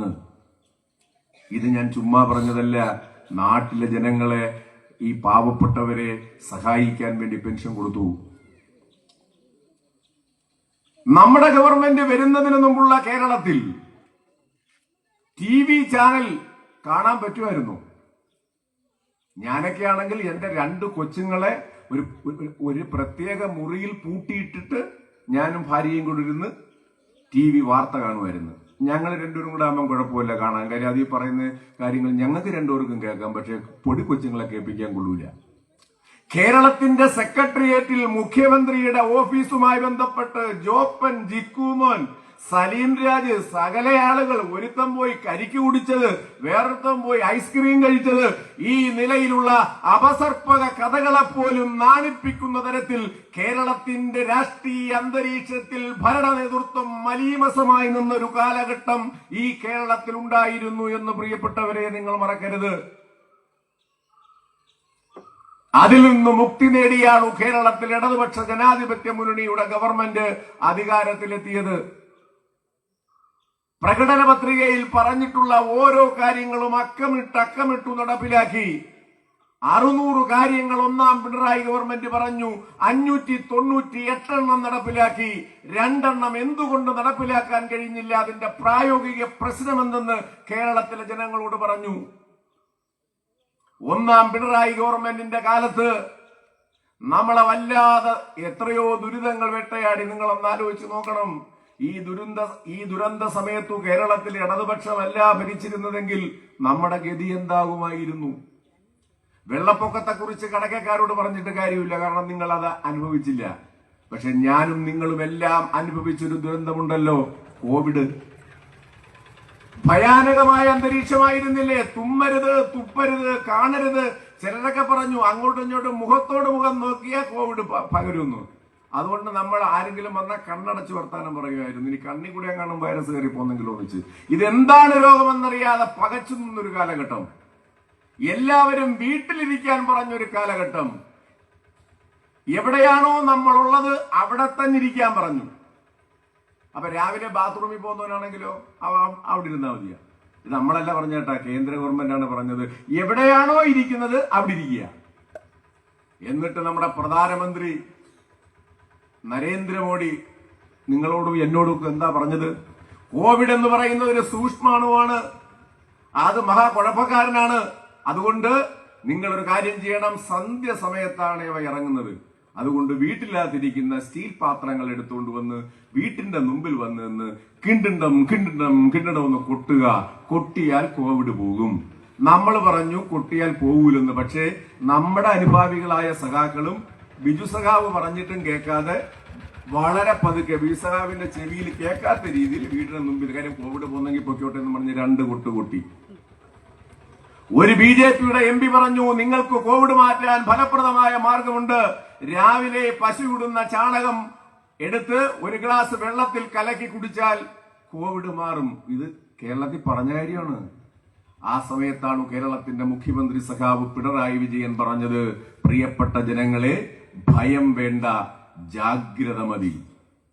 തൊഴിലിന് പോകാൻ കഴിയാതെ വീടുകളിൽ തന്നെ കഴിയുന്ന തൊഴിലാളികൾ, മറ്റാളുകൾ, പണക്കാർ ഒരുപോലെ ബാധിച്ചു. കാരണം വിശക്കുമ്പോ പണം വാരി തിന്നാകൂലല്ലോ. നല്ല വിശപ്പുള്ളപ്പോ ബ്യൂറോയിലിരിക്കുന്ന 2 കെട്ട് 500-ന്റെ നോട്ടെടുത്ത് ഭക്ഷിക്കാനാവില്ല. കടകളും കമ്പോളങ്ങളും അടഞ്ഞു കിടക്കുന്നു. തൊഴിലാളികൾക്ക് ജോലിക്ക് പോകാൻ കഴിയുന്നില്ല. എല്ലായിടത്തും ഭക്ഷ്യക്കിറ്റ് കൊടുത്തു. ഭക്ഷണം പാചകം ചെയ്യാൻ കഴിയാത്ത സഹോദരങ്ങളുള്ള വീടുകളിൽ ഗ്രാമപഞ്ചായത്ത് വഴി ഭക്ഷണം എത്തിച്ചു. അന്നും കോൺഗ്രസുകാർ പറഞ്ഞു, ഇത് യവന്മാര് വോട്ടിന് വേണ്ടിയാണ് ഈ കിറ്റ് കൊടുക്കുന്നത്. അപ്പൊ ഭക്ഷണം കൊടുക്കുന്നത് വോട്ടിന് വേണ്ടി. അപ്പോഴാണ് ഞാൻ ചിന്തിച്ചു നോക്കിയത്, കടയ്ക്കൽ ചന്തയിൽ അലഞ്ഞുതിരിഞ്ഞു നടക്കുന്ന നായ്ക്കൾക്ക് ബിജുസഖാവേ നിങ്ങൾ കോവിഡ് സമയത്ത് ഭക്ഷണം കൊടുത്തില്ലേ? നാട്ടിലെ ചന്തകളിലും നാട്ടിലും അലഞ്ഞുതിരിഞ്ഞു നടക്കുന്ന പട്ടികൾക്ക് ഭക്ഷണം കൊടുത്തു. കേരളത്തിലെ ആനകൾക്ക് ഭക്ഷണം കൊടുത്തു. കേരളത്തിൽ എവിടെയാ ആനയ്ക്കോട്ടുള്ളത്? ആനയെ വളർത്തുന്നവർ ഇതിന് ഭക്ഷണം കൊടുത്തു മുടിഞ്ഞു പോകുന്ന ഒരു സ്ഥിതി വന്നപ്പോ ഗവൺമെന്റ് തന്നെ ആനയ്ക്ക് ഭക്ഷണം കൊടുത്തു. ആനയ്ക്ക് മാത്രമല്ല, കാക്കയ്ക്ക് കൊടുത്തു, പൂച്ചയ്ക്ക് കൊടുത്തു, പട്ടിക്ക് കൊടുത്തു. ഇതൊരു മാനവിക മൂല്യമാണ്. ജീവനുള്ള ഒരു ചരാചരവും ഈ കേരളത്തിൽ ഈ ഗവൺമെന്റ് ഭരിക്കുമ്പോൾ പട്ടിണി കിടക്കാൻ പാടില്ല എന്ന് പറയുന്ന മനുഷ്യത്വത്തിന്റെ ഉദാത്തമായ മാതൃകയായി കേരളത്തിന്റെ ഗവൺമെന്റ് മാറി. ഓക്സിജൻ കിട്ടാതെ കിടന്നൊരാളും മരിച്ചില്ല കേരളത്തിൽ. എയിംസ് എന്ന് പറയുന്ന ലോകോത്തരമെന്ന് നമ്മൾ വിശേഷിപ്പിക്കുന്ന ഡൽഹിയിലെ ആശുപത്രിയുടെ വരാന്തയിൽ ശ്വാസം മുട്ടി ശ്വാസം കിട്ടാതെ 100 കണക്കിന് രോഗികൾ മരിച്ചു വീഴുമ്പോൾ കേരളത്തിൽ ഒരാളും ശ്വാസം കിട്ടാതെ മരിച്ചില്ല. ഈ നിലയിൽ കോവിഡിന്റെ പ്രതിസന്ധി കാലത്തു ജനങ്ങളെ മാറോടു ചേർത്തണച്ചൊരു ഗവൺമെന്റ്, ആ ഗവൺമെന്റാണ് പിന്നീട് രണ്ടാമതും വന്നത്. ഇങ്ങനെ ക്ഷേമകാര്യങ്ങളും അതോടൊപ്പം വികസന കാര്യങ്ങളും നമ്മൾ നടപ്പിലാക്കി. അതിൽ ഒന്നാമത്തെ കാര്യം നിങ്ങൾ മനസ്സിലാക്കേണ്ടത്, നിങ്ങളുടെ കുട്ടികൾ പഠിക്കുന്ന സ്കൂളിലേക്ക് നിങ്ങളൊന്ന് പോയി നോക്കണം. പണ്ടൊക്കെ ആണെങ്കിൽ സ്കൂളിൽ ചേർക്കാൻ വേണ്ടി മാത്രം, എന്റെ അച്ഛൻ സ്കൂളിൽ ചേർക്കാനാണ് വന്നിട്ടുള്ളത്. പിന്നെ അങ്ങോട്ട് വന്നിട്ടേ ഇല്ല. ഇന്നത്തെ പോലെ PTA മീറ്റിംഗ് ഒന്നും ഇല്ലല്ലോ. നിങ്ങളുടെ കൊച്ചുങ്ങൾ പഠിക്കുന്ന സ്കൂൾ ഇപ്പൊ എങ്ങനെയാ? നിങ്ങൾ പഠിച്ച സ്കൂൾ പോലെയാ? നിങ്ങൾ പഠിച്ച സ്കൂൾ എങ്ങനെയായിരുന്നു? ഞാൻ പഠിച്ച സ്കൂൾ എന്ന് പറയുന്നത് ബെഞ്ച് കിറുകിറ ആടും. നമ്മൾ അങ്ങനെ അങ്ങോട്ടും ഇങ്ങോട്ടും ഇട്ട് ആട്ടും. സൈഡിൽ ഇരിക്കുന്നവന്റെ ഊപ്പാട് വരും. ചെറിയ ഓട്ടയുണ്ട്, അനക്കീന്ന് അങ്ങോട്ട് അയ്യോ എന്നൊരു വിളിയുണ്ട് ഇല്ലേ? ചോക്ക് സാറ് ചോക്കുമായിട്ടാ വരുന്നത്. ബോർഡാണെങ്കിൽ ഇങ്ങനെ ചരിഞ്ഞു കിടക്കും. അതല്ലായിരുന്നോ നമ്മുടെ സ്കൂള്? ഇന്ന് നമ്മുടെ കൊച്ചുങ്ങളെ ലിറ്റിൽ തിയേറ്ററിൽ ഇരുന്ന് പഠിക്കുന്ന കൊച്ചുങ്ങളുണ്ട്. സ്കൂളുകളിൽ ലിറ്റിൽ തിയേറ്റർ 30-35 കുട്ടികൾക്ക് ഇരുന്ന് പഠിക്കാൻ കഴിയുന്ന, എങ്ങനെ കണ്ടുപഠിക്കാൻ കഴിയുന്ന. ഈ അമ്മച്ചയൊക്കെ എന്നാ സിനിമ കണ്ടു തുടങ്ങി? ഒന്ന് ആലോചിക്കുകയാണ്. പണ്ടത്തെ നമ്മുടെ അമ്മമാരൊക്കെ സിനിമ എന്നാ കണ്ടു തുടങ്ങിയ? സിനിമ കണ്ടത് എങ്ങനെയെന്ന് പറഞ്ഞാൽ, കല്യാണം കഴിഞ്ഞിട്ട് ആദ്യം ഭാര്യ ഭർത്താക്കന്മാരായി പോകുന്നത് എവിടെയാണ്? ഇവിടെയാണ് താമസം എന്നുള്ളതുകൊണ്ട് ഇവിടെ ഒരു തിയേറ്റർ ഉണ്ടായിരുന്നു, നമ്മുടെ പോസ്റ്റ് ഓഫീസിന്റെ ഓപ്പോസിറ്റ് മോഹൻ തിയേറ്റർ. അവിടെ ഭാര്യയും ഭർത്താവും കൂടെ പോകും. ചെന്നിരുന്നാലോ ഇരിക്കാൻ നോക്കൂല, മൂട്ട കാരണം സഹിക്കത്തില്ല, കൂടെ നമ്മൾ എണീക്കും.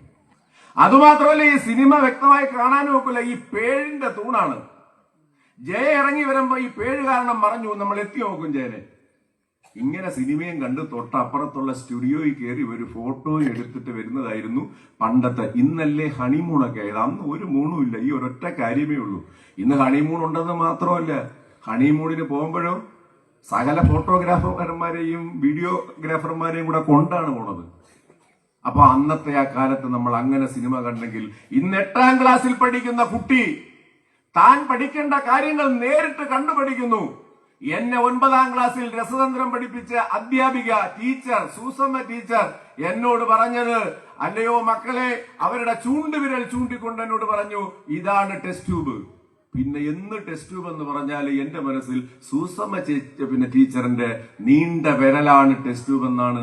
അമ്മച്ചിയാണ് 10ാം ക്ലാസ് കഴിയുന്നവരെ ഞാൻ മനസ്സിലാക്കിയത്. പ്രീ ഡിഗ്രിക്ക് പഠിക്കാൻ ചെന്നപ്പോഴാണ് എനിക്ക് മനസ്സിലായത് സൂസമ്മ ടീച്ചറുടെ നീണ്ട വിരലല്ല ടെസ്റ്റ് ട്യൂബ് എന്നും, ടെസ്റ്റ് ട്യൂബ് എന്ന് പറയുന്ന ഒരു സാധനം ഉണ്ടെന്നും. അങ്ങനെയാണ് നമ്മൾ പഠിച്ചതെങ്കിൽ ഇന്ന് കുട്ടികൾ കണ്ടും കേട്ടും അനുഭവിച്ചും പഠിക്കാൻ കഴിയുന്ന തരത്തിൽ കേരളത്തിന്റെ വിദ്യാഭ്യാസ മേഖലയായി മാറ്റി. 48,000-ഓളം സ്കൂളുകളുടെ മുറികൾ ഹൈടെക് ആക്കി മാറ്റി. 5 ലക്ഷം, 3 ലക്ഷം, 5 കോടി 3 കോടി 2 കോടി 1 കോടി ഈ നിലയിൽ സ്കൂളുകൾക്ക് ഫണ്ട് അനുവദിച്ചുകൊണ്ട് അടിസ്ഥാന സൗകര്യം വികസിപ്പിച്ചുകൊണ്ട് 5000 കോടിയിലധികം രൂപയാണ് കേരളത്തിന്റെ പൊതുവിദ്യാഭ്യാസ മേഖലയുടെ അടിസ്ഥാന സൗകര്യത്തിന് വേണ്ടി ഉപയോഗിച്ചുകൊണ്ട് നമ്മൾ മുന്നോട്ട് പോയതിന്റെ ഫലമായി 10 ലക്ഷത്തിലധികം കുട്ടികൾ ഇന്ന് നമ്മുടെ ഈ പൊതുവിദ്യാഭ്യാസത്തിലേക്ക് വന്നു. പണ്ട് ടൈയും കെട്ടി വീട്ടിൽ നിന്ന് പറഞ്ഞു വിടുന്ന എയ്ഡഡ് അല്ലാത്ത അൺഎയ്ഡഡ് സ്കൂളുകളിൽ നിന്ന് കുട്ടികൾ നമ്മുടെ സ്കൂളുകളിലേക്ക് വരാൻ തുടങ്ങി. അങ്ങനെ കേരളത്തിന്റെ വിദ്യാഭ്യാസ രംഗത്ത് മാറ്റം വരുത്തി, ആശുപത്രികളിൽ മാറ്റം വരുത്തി. കടക്കൽ ആശുപത്രിയുടെ സ്ഥിതി എന്തായിരുന്നു 2016 മുമ്പ്? കൈപ്പുണ്ണിന് കണ്ണാടി വേണ്ടെന്ന് പറഞ്ഞ നിങ്ങളുടെ അടുത്ത് ഞാൻ കടക്കൽ താലൂക്ക് ആശുപത്രിയെ പരിചയപ്പെട്ടിട്ടുണ്ടല്ലോ. പണ്ടത്തെ ആശുപത്രിയുടെ പേരെന്തായിരുന്നു? ധർമാശുപത്രി. പണ്ടൊക്കെ എങ്ങനെയായിരുന്നു പറയുന്നത് പണ്ട് കാലത്ത്? ധർമാശുപത്രി എന്ന് പറഞ്ഞാൽ എന്താ അർത്ഥം? ഒരു ഗതിയും പരഗതിയും ഇല്ലാത്തവൻ പോകുന്ന ആശുപത്രി. ആ ആശുപത്രിയുടെ സ്ഥിതി എന്തായിരുന്നു? മരുന്നുണ്ടായിരുന്നു? ഡോക്ടർ ഉണ്ടായിരുന്നു? മരുന്നില്ല, ഡോക്ടറില്ല. വേണമെങ്കിൽ പ്രൈവറ്റ് ആയി പോയി ചികിത്സിക്കണമായിരുന്നു. ആ കാലഘട്ടങ്ങളിൽ 57 സാബ് EMS നമ്പൂതിരിപ്പാട് അനുവദിച്ചു കൊടുത്തൊരു വലിയ സൂചിയാണ് ആകെ ഉള്ളത്, സിറിഞ്ചും. നിങ്ങൾ പോയിട്ടുണ്ടോ ആശുപത്രിയിൽ? ചൊറിയോ ചെരങ്ങോ ആയിട്ട് പോകുന്നവന്റെ കഷ്ടകാലമാണ്. ഒരു സൈസിലെ പിങ്ക് കളറിൽ ഒരു ചായം പോലൊരു സാധനമുണ്ട്. അത് കമ്പൗണ്ടറിലെ ബ്രഷിലോട്ട് മുക്കി 4 അടിയങ്ങ് അടിക്കും. ഇതാണെങ്കിലോ 2 മാസം ആയാലും പോകത്തില്ല, അങ്ങനെ കിടക്കും. ഏതിനും അത് തന്നെയാണ്. ആശുപത്രിയിൽ ചെന്ന മരുന്നോ ഒരു വലിയ കുപ്പിക്കകത്ത് ഒരു 3-4 കുപ്പിയിലെടുത്ത് വെച്ചേക്കും. ഈ കമ്പൗണ്ടർ ഈ ഡോക്ടർ എഴുതിരുന്നതെന്നും നോക്കത്തില്ല. നമ്മളോട് വർത്താനം പറഞ്ഞ് ചിരിച്ചുകൊണ്ടിരുന്ന അതിന് 4 ഇതിന് 4 അപ്പുറത്തുനിന്ന് 4. വയറിളവാനും ഒരു ഗുളികയാണ്, വയറിളക്കം നിൽക്കാനും ഒരു ഗുളികയാണ്, എല്ലാത്തിനും ഒരേ ഗുളികയാണ്. ഇഞ്ചക്ഷൻ എടുക്കാൻ പോകുന്നതിന്റെ കാര്യമാണ് കഷ്ടം. ഇല്ല, സൂചി ഞാൻ പറഞ്ഞില്ലേ, EMS മേടിച്ചു കൊടുത്ത സൂചിയാണ്. എത്ര പേരെ കുത്തിയ സൂചിയാണെന്നറിയാമോ? അതെ, ചൂടുവെള്ളത്തിൽ ഇട്ടിട്ട് അപ്പോഴേ എടുത്താണ് ഈ സാധനം. പിന്നെ ആകെ ഒരു മെച്ചം എന്ന് പറഞ്ഞാൽ അന്നത്തെ നഴ്സുമാരെല്ലാം നല്ല ആരോഗ്യമുള്ളവരായിരുന്നു. നമ്മളെടുത്ത് പറയാ സൈഡിലോട്ടൊന്ന് ചാഞ്ഞ് നിന്നോ മക്കളെ എന്ന് പറഞ്ഞിട്ട് ഒരു 50 മീറ്റർ അപ്പുറത്ത് നിന്നില്ല, ഓടാൻ വേണ്ടി വരുന്ന പോലെ സ്റ്റെപ്പ് എടുത്ത് വന്ന് നമ്മളെ ഇളിക്കൂട്ടിൽ ഒരു ചവിട്ടി ഒരൊറ്റ കുത്ത നമ്മൾ അമ്മയെന്നൊന്ന് വിളിക്കും. അങ്ങനെയുള്ള സൂചി വെച്ചുള്ള ഇഞ്ചക്ഷൻ ആയിരുന്നു 2016 മുമ്പ് വരെയൊക്കെ. ഇന്നോ കടയ്ക്കൽ താലൂക്ക് ആശുപത്രിയിൽ ഇന്ന് 42 രോഗികൾക്ക്, ഡയാലിസിസ് ചെയ്യേണ്ടുന്ന രോഗികൾക്ക്, അതായത് ഷുഗർ വന്ന് നമ്മൾ ശ്രദ്ധിച്ചില്ലെങ്കിൽ കിഡ്നി അടിച്ചു പോകും. ഒരു ദിവസം അല്ല ഒരാഴ്ചയിൽ 3-4 നമുക്ക് ചെയ്യേണ്ടി വരും. ഏറ്റവും കുറഞ്ഞ ചെലവിൽ ഡയാലിസിസ് ചെയ്യുന്ന ആശുപത്രി കടയ്ക്കൽ കിംസാറ്റാണ്. ഇയാൾ അതിന്റെ ആളായോണ്ട് പറയാണ്, അങ്ങനെ നിങ്ങൾ ചിന്തിക്കരുത്. സാമാന്യ ഈ പ്രദേശത്തുള്ളതിൽ കുറഞ്ഞ ചാർജിൽ ചെയ്യുന്നത് അവിടെയാണ്. കടയ്ക്കൽ താലൂക്ക് ആശുപത്രിയിലോ ഡയാലിസിസ് രോഗി വരിക, ഡയാലിസിസ് മിഷന്റെ അവിടുത്തെ ആ ബെഡിൽ കയറി കിടക്കുക, 4 മണിക്കൂർ കൊണ്ട് കഴിയുക, ഇറങ്ങി പോവുക. 10 പൈസ പോയിട്ട് പണ്ടത്തെ ആളുകൾ 1/2 അണ പോലും ചെലവില്ലാതെ 42 പേർക്ക് ഒരു ദിവസം ഡയാലിസിസ് ചെയ്യുന്ന കേന്ദ്രമാണോ കടയ്ക്കൽ താലൂക്ക് ആശുപത്രി? കടയ്ക്കൽ താലൂക്ക് ആശുപത്രി മാത്രമല്ല, കേരളത്തിലെ മുഴുവൻ താലൂക്ക് ആശുപത്രികളിലും ഡയാലിസിസ് സൗകര്യം ഏർപ്പെടുത്തി. ഏറ്റവും കൂടുതൽ ഹൃദയ ശസ്ത്രക്രിയ നടക്കുന്ന കേരളത്തിലെ ആശുപത്രി ഏതെന്ന് ചോദിച്ചാൽ അത് കോട്ടയം മെഡിക്കൽ കോളേജാണ്. അവയവമാറ്റ ശസ്ത്രക്രിയ അടക്കമുള്ള എല്ലാ വിദഗ്ധ ശസ്ത്രക്രിയകളും ചെയ്യാൻ കഴിയുന്ന തരത്തിൽ കേരളത്തിലെ ആതുരാലയങ്ങളെ മാറ്റി. കടയ്ക്കൽ താലൂക്ക് ആശുപത്രിക്ക് കടയ്ക്കൽ ഗ്രാമപഞ്ചായത്ത് വിട്ടു നൽകിയ 22 സെന്റ് സ്ഥലത്ത് ബഹുനില കെട്ടിടം പണിഞ്ഞ ഒരു മൾട്ടി സ്പെഷ്യാലിറ്റി ബ്ലോക്കാക്കി മാറ്റാനുള്ള എല്ലാ തരത്തിലുള്ള പ്രവർത്തനവും നമ്മൾ ആരംഭിച്ചു കഴിഞ്ഞു. ഈ RS ബിജുവൊക്കെ ഇനി പഞ്ചായത്തിൽ കയറിയിട്ട് വേണം അതിന്റെ പണി ആരംഭിച്ച് കാര്യങ്ങൾ നമുക്ക് ചെയ്യാൻ. നമ്മൾ തുടക്കം കുറിച്ചങ്ങനെ ആ മേഖലയെയും മാറ്റി, വിദ്യാഭ്യാസ മേഖലയെ മാറ്റി, ആരോഗ്യ മേഖലയെ മാറ്റി, പൊതുവിതരണ സമ്പ്രദായം മെച്ചപ്പെടുത്തി, എല്ലാ കാര്യങ്ങളും ചെയ്തു. അങ്ങനെ രണ്ടാമത് വന്നപ്പോ ഞാനൊരു 10 മിനിറ്റ് കൊണ്ട് അവസാനിപ്പിക്കുക. രണ്ടാമത് വന്നപ്പോ നമ്മൾ എന്താ ചെയ്യുന്നറിയോ? വെറും ക്ഷേമം കൊണ്ട് മാത്രം പറ്റത്തില്ല. കേരളത്തിന് ഇനി മുന്നോട്ട് പോകണമെങ്കിൽ നമ്മുടെ ഇന്നത്തെ അടിസ്ഥാന സൗകര്യങ്ങളിൽ മാറ്റം വരണം. നമ്മളെ ഏറ്റവും വലിയ പ്രശ്നം എന്താ? പഠിച്ചു നിൽക്കുന്ന കുട്ടികൾക്ക് അവരുടെ പഠനത്തിനനുസൃതമായ ജോലി കിട്ടുന്നില്ല. അതാണ് നമ്മുടെ ഒരു പ്രധാനപ്പെട്ട പ്രശ്നം. അത് മാറ്റാൻ വേണ്ടി വിജ്ഞാന സമൂഹമാക്കി കേരളത്തെ മാറ്റാൻ ഉന്നത വിദ്യാഭ്യാസ രംഗത്ത് നമ്മൾ ഫലപ്രദമായ മാറ്റം വരുത്തി. ഇവിടെ വ്യവസായം വരണം, ഇവിടെ പുതിയ സംരംഭങ്ങൾ ഉണ്ടാകണം. ഇടതുപക്ഷ ജനാധിപത്യ മുന്നണി ഗവൺമെന്റിന്റെ ഭരണകാലത്ത് ഒട്ടേറെ പുതിയ വ്യവസായങ്ങൾ ഇവിടെ വന്നു. പശ്ചാത്തല സൗകര്യം നമ്മൾ വികസിപ്പിച്ചു. ഇനി നമുക്ക് മുന്നേറേണ്ടത് എങ്ങോട്ടെന്ന് ചോദിച്ചാൽ 25 വർഷക്കാലം ഇതുപോലൊരു ഭരണം കേരളത്തിൽ നടക്കുകയാണെങ്കിൽ ആസ്ട്രേലിയയെ പോലെ, സ്വിറ്റ്സർലൻഡിനെ പോലെ വികസിത രാജ്യങ്ങളിലെ ജനങ്ങൾ അനുഭവിക്കുന്ന ജീവിത സൗകര്യത്തോടും സന്തോഷത്തോടും കൂടി കഴിയാൻ കഴിയുന്ന ഇന്ത്യയിലെ ഏക സംസ്ഥാനമായി കേരളത്തെ മാറ്റാൻ കഴിയുന്ന തരത്തിൽ കേരളത്തെ നവകേരളമാക്കി മാറ്റാനുള്ള ഒരു പുതിയ കേരളം പടുത്തുയർത്തുന്നതിന് ആവശ്യമായ പ്രവർത്തനങ്ങളുമായാണ് ഈ ഗവൺമെന്റ് മുന്നോട്ട് പോകുന്നത്. അതിന് ശക്തി പകരാനാണ് RS ബിജു അടക്കമുള്ള നേതാക്കന്മാർ ഇവിടെ വേണ്ടത്. ഗവൺമെന്റ് എടുക്കുന്ന തീരുമാനങ്ങൾ താഴെ തട്ടിലേക്ക് നടപ്പിലാക്കാൻ പഞ്ചായത്തുകളുടെ സഹായം വേണം. ആ പഞ്ചായത്തുകൾ ഇടതുപക്ഷ ജനാധിപത്യ മുന്നണിയുടെ നേതൃത്വത്തിലുള്ള ഭരണമാണ് ഉണ്ടാകേണ്ടത് എന്നുള്ളതാണ്. ക്ഷേമ പെൻഷൻ, ഞാൻ ഈ കാര്യം കൂടി പറഞ്ഞു. ഇപ്പൊ കിട്ടിയ അനുഭവം, നമുക്ക് ഈ കാര്യങ്ങൾ നമ്മളങ്ങ് മറന്നു. ഇപ്പൊ പെൻഷൻ എത്ര കിട്ടി? ഈ പെൻഷൻ മേടിക്കുന്നവർക്ക് അമ്മച്ചിക്ക് എത്ര കിട്ടി? 3600 കിട്ടിയില്ലേ? ആ 3600-ൽ 1600 രൂപ ഒരു മാസത്തെ കുടിശ്ശിക ഉണ്ടായിരുന്നു. അതങ്ങ് തീർന്ന ക്ലോസ്. ഇപ്പൊ 2000 കിട്ടില്ലേ? യെസ്, ഇപ്പൊ 2000 കിട്ടിയ 2000 കിട്ടി. അപ്പൊ സാമൂഹ്യ സുരക്ഷാ പെൻഷൻ 1600-ൽ നിന്ന് 2000 ആക്കി. പ്രിയമുള്ളവരെ, നമ്മുടെ ആഗ്രഹം ഇത് 2000 ആക്കണമെന്നല്ല. പിന്നെ എത്ര ആക്കണമെന്നാ? അറിയാം, എത്ര ആക്കിയാലും കുഴപ്പമില്ലല്ലേ. 2500 ആക്കണമെന്നാണ്. എന്തുകൊണ്ടാക്കാൻ കഴിഞ്ഞില്ല? കേന്ദ്രം ഭരിക്കുന്ന ഭരണാധികാരികൾ ഒരു ഫെഡറൽ സംവിധാനം എന്ന നിലയിൽ കേരളത്തിന് നൽകേണ്ടുന്ന അർഹമായ വിഹിതം നൽകാതെ ഏതാണ്ട് 2 ലക്ഷം കോടി രൂപയാണ് കേരളത്തിന് നൽകേണ്ടത് തടഞ്ഞു വെച്ചിരിക്കുന്നത്. ആ സാമ്പത്തിക പ്രതിസന്ധി ഉള്ളത് കൊണ്ട് മാത്രമാണ് ഇപ്പൊ 2000. ഒരു ഘട്ടം കൂടി കഴിയുമ്പോൾ ഇത് വർദ്ധിപ്പിക്കും. അടുത്ത തെരഞ്ഞെടുപ്പിന് മുമ്പ് നമുക്ക് വാഗ്ദാനം പാലിച്ചുകൊണ്ട് ഇനിയും സാമൂഹ്യ സുരക്ഷാ പെൻഷൻ വർദ്ധിപ്പിക്കണം. 62 ലക്ഷം ആളുകളാണ് വാങ്ങുന്നത്. ഈ നാട്ടിലെ സഹോദരിമാർ ആർക്കോട്ട് ചെയ്യും? 35 വയസ്സിനും 60 വയസ്സിനും ഇടയിൽ വീട്ടിൽ ജോലി ചെയ്യുന്ന അമ്മമാർ അഥവാ വീട്ടമ്മമാർ, അവരുടെ ജോലിക്ക് ആരെങ്കിലും വില കൽപ്പിക്കാറുണ്ടോ? ഉണ്ടോ?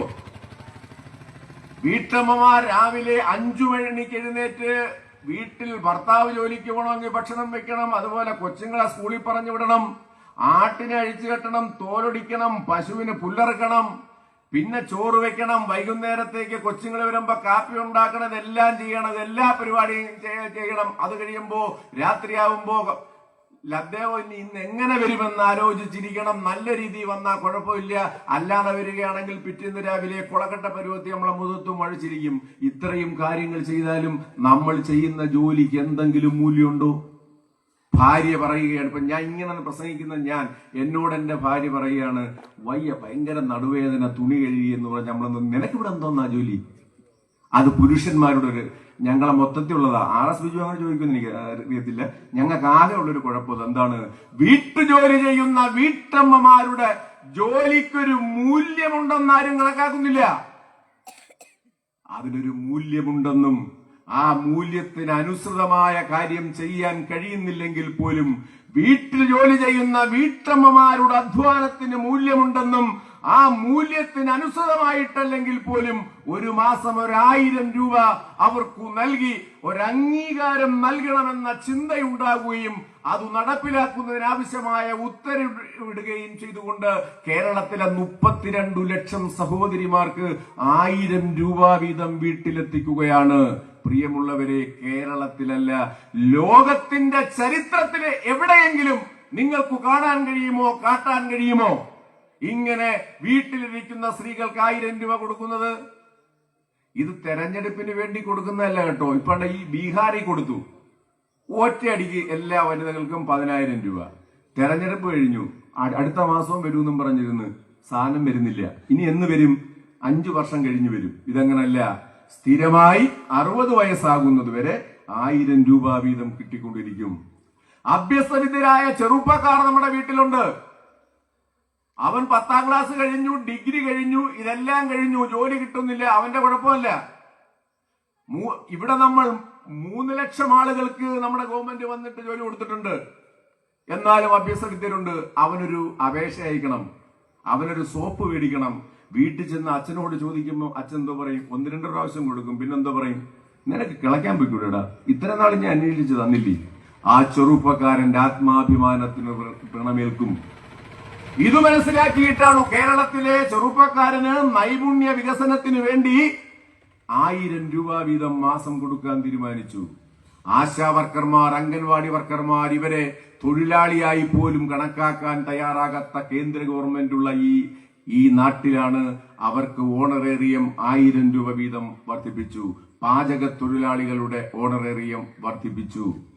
ഈ നിലയിൽ എല്ലാ മേഖലയിലുമുള്ള സാധാരണക്കാരനെ കൈപിടിച്ചുയർത്തിക്കൊണ്ട് മുന്നോട്ടു പോകുന്ന ഇടതുപക്ഷ ജനാധിപത്യ മുന്നണി ഗവൺമെന്റ് ഈ നാട് ഭരിക്കുന്നത് കൊണ്ടാണ് കടയ്ക്കൽ ഗ്രാമപഞ്ചായത്തിനും ചടയമംഗലം ബ്ലോക്കിനും ജില്ലയ്ക്കുമെല്ലാം ഈ നിലയിലുള്ള നേട്ടങ്ങൾ നേടാൻ കഴിഞ്ഞത് എന്ന് നമ്മൾക്ക് ബോധ്യപ്പെടണം. കൂടുതൽ കാര്യങ്ങൾ ഞാൻ പറഞ്ഞ് നിങ്ങളെ ബുദ്ധിമുട്ടിക്കുന്നില്ല. നിങ്ങൾ ഒരു കാര്യം മനസ്സിൽ ഉറപ്പിക്കണം. നിങ്ങളുടെ സ്ഥാനാർത്ഥി സഖാവ് RS ബിജുവിനെ ഞാൻ ഇനി പ്രത്യേകം ഇവിടെ ഒന്ന് പരിചയപ്പെടുത്തിയാൽ നിങ്ങൾ എനിക്ക് അടിതരും. ഇവിടെ പറഞ്ഞ പോലെ എത്രയോ നാളായി നിങ്ങളുടെ ജനപ്രതിനിധിയായി പ്രവർത്തിക്കുന്ന ആളാണ്.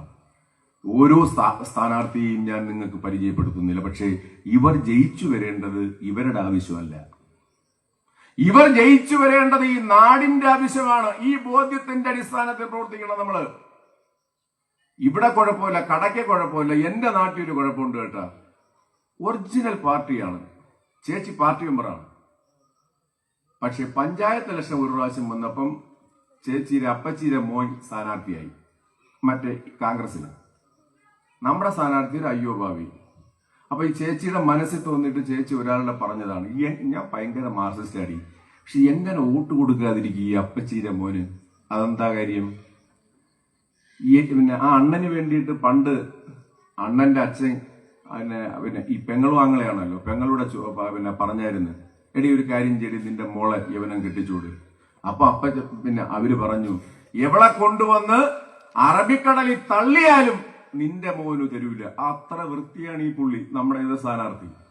പക്ഷെ ചേച്ചിക്കൊരു ആഗ്രഹം ഉണ്ടായിരുന്നു, അന്ന് അങ്ങനെ കെട്ടാനോ പറ്റിയില്ല. പക്ഷെ അതിന് ഒരു പശ്ചാത്തലമായി ഈ വോട്ടൊരെണ്ണം അങ്ങ് കൊടുത്തൂടെ. ഞാനിത് പറയാൻ കാര്യം, സ്ഥാനാർത്ഥിയല്ല, അവരെല്ലാം പ്രതീകങ്ങളാണ്, അവർ പ്രതിദാനം ചെയ്യുന്നതാണ്. ഞാൻ ഒരു ഫേസ്ബുക്കിലോ വാട്സപ്പിലോ കണ്ടത് ഉള്ളതാണോ എന്ന് എനിക്ക് അറിയാൻ വയ്യ. മാറ്റിടാൻ പാറയെ മറിക്കാൻ ഒരാൾ വരുന്നു എന്നുള്ള തന്നെ ഞാനൊരു ഫേസ്ബുക്കിൽ കണ്ടു. മാറ്റിടാൻ പാറയെ മറിക്കാൻ ഇതാ എത്തിക്കഴിഞ്ഞു എന്ന്. ഞങ്ങളാണെങ്കിൽ ഈ മാറ്റിടാൻ പാറയിൽ വരെ കേരള ടൂറിസം വികസന മാപ്പിൽ ഉൾപ്പെടുത്തി ഈ മാറ്റിടാൻ പാറയെ കേരളത്തിലെ പ്രധാനപ്പെട്ട ഒരു ടൂറിസം മേഖലയാക്കി മാറ്റി അവിടെ അടിസ്ഥാന സൗകര്യം വികസിപ്പിച്ചാൽ ഈ നാട്ടിനടക്കം വലിയ മാറ്റമുണ്ടാക്കി വികസനമുണ്ടാക്കാൻ വേണ്ടി ഞങ്ങൾ പരിശ്രമിക്കുമ്പോൾ ഈ മാറ്റിടാൻ പാറയെ പൊക്കിയെടുത്ത് തിരിച്ചിടാൻ വേണ്ടി ഒരു സ്ഥാനാർത്ഥി ഇവിടെ മത്സരിക്കുന്നു എന്നാണ് പറയുന്നത്. അപ്പൊ നിങ്ങളോട് ബിജുവിനെ കുറിച്ചോ ബാക്കി സ്ഥാനാർത്ഥികളെ കുറിച്ചോ ഞാൻ പറയേണ്ടതില്ല. ഈ നിലയിൽ നിങ്ങൾ ചിന്തിച്ചുകൊണ്ട് ഇടതുപക്ഷ ജനാധിപത്യ മുന്നണിക്ക് ചരിത്രം കണ്ട ഭൂരിപക്ഷം. കടയ്ക്കൽ ഗ്രാമപഞ്ചായത്തിന്റെ പ്രത്യേകത കേരളത്തിൽ മൊത്തത്തിൽ അഭിമാനകരമായി പറയാൻ കഴിയും. നിങ്ങൾ എവിടുത്തുകാരൻ എന്ന് ചോദിച്ചാൽ ഞാൻ കടയ്ക്കൽക്കാരൻ എന്നാണ് സാധാരണ പറയുന്നത്, ഇട്ടിവക്കാരനാണെന്ന് പറയൂല. കാര്യം എന്താ, ഇട്ടിവയിൽ നമ്മൾ സ്ഥിരമായി ഭരിക്കുന്നുണ്ടെങ്കിലും നമ്മൾ തുഞ്ചത്ത് നിന്നാണ് ഭരിക്കുന്നത്. വക്കം കടയ്ക്ക ഊരെന്ന കണക്ക് ഭൂരിപക്ഷം ഉണ്ടോന്ന് വെച്ചാൽ ഉണ്ട്, ഇല്ലെന്ന് വെച്ചാൽ ഇല്ല. പക്ഷെ ഇപ്പൊ അങ്ങനെയല്ല, ഞങ്ങളവിടെ പിന്നെ നല്ല ഭൂരിപക്ഷം മേടിക്കും. പക്ഷെ കടയ്ക്കൽ എന്ന് പറയാനുള്ള കാര്യം എന്താ, 19 സീറ്റും ഇടതുപക്ഷ ജനാധിപത്യ മുന്നണിക്കാണ്. ഇപ്പൊ വരാൻ പോകുന്ന റിസൾട്ട് 20 പറയും ബാക്കി 20 സീറ്റും നേടി ഇടതുപക്ഷത്തിന്റെ ഉരുക്കു കോട്ടയാണ് കടയ്ക്കൽ ഗ്രാമപഞ്ചായത്ത് എന്ന് തെളിയിക്കാൻ നമുക്ക് കഴിയണം. സർ CP-യുടെ അഹങ്കാരത്തിനും ധിക്കാരത്തിനും കർഷക ദ്രോഹ നടപടിക്കുമെതിരായിട്ടുള്ള പോരാട്ടത്തിൽ സധൈര്യം നേരിട്ടുകൊണ്ട് കൂലിപ്പടയുടെ മുന്നിൽ അടിപതറാതെ നിന്ന് ധീരരക്തസാക്ഷികളായവരുടെ പിൻതലമുറക്കാരായ നമ്മൾ കമ്മ്യൂണിസ്റ്റുകാർ ആ പാരമ്പര്യമുള്ള കടയ്ക്കലിന്റെ പാരമ്പര്യം സംരക്ഷിച്ചുകൊണ്ട് ഇടതുപക്ഷ ജനാധിപത്യ മുന്നണിയുടെ സ്ഥാനാർത്ഥിയായി മത്സരിക്കുന്ന എന്റെ പ്രിയപ്പെട്ട സുഹൃത്ത് സഖാവ് RS ബിജുവിനെ അരിവാൾ ചുറ്റിക നക്ഷത്രമടയാളത്തിലും, ബ്ലോക്കിൽ സഖാവ് മാധുരിയെ അരിവാൾ നെൽക്കതിരടയാളത്തിലും, ജില്ലാ പഞ്ചായത്തിൽ ഇവിടെ നിന്ന് മത്സരിക്കുന്ന അധ്വാന വർഗത്തിന്റെ പ്രതിനിധി ആയിട്ടുള്ള നാട്ടിലെ എല്ലാവരെയും സമന്മാരായി കാണണമെന്ന മുദ്രാവാക്യം ഉയർത്തിപ്പിടിച്ചുകൊണ്ടുള്ള പോരാട്ടങ്ങളുടെ നായകനായി കൊല്ലം ജില്ലയിലാകെ നിറഞ്ഞു നിൽക്കുന്ന സഖാവ് മധുര സന്തോഷിനെ അരിവാൾ ചുറ്റിക നക്ഷത്രമടയാളത്തിലും നിങ്ങൾ വോട്ട് ചെയ്യണമേ എന്ന് വിനയപൂർവ്വം നിങ്ങളോട് അഭ്യർത്ഥിച്ചുകൊണ്ട് നിങ്ങളുടെ ഈ കൺവെൻഷൻ അല്പം നീണ്ടുപോയ അധിക പ്രസംഗമായെങ്കിൽ പോലും നിങ്ങളുടെ ഈ കൺവെൻഷൻ ഔപചാരികമായ ഉദ്ഘാടനം ചെയ്തുകൊണ്ട് ഞാൻ അവസാനിപ്പിക്കുന്നു. സഖാക്കളെ, ലാൽ സലാം.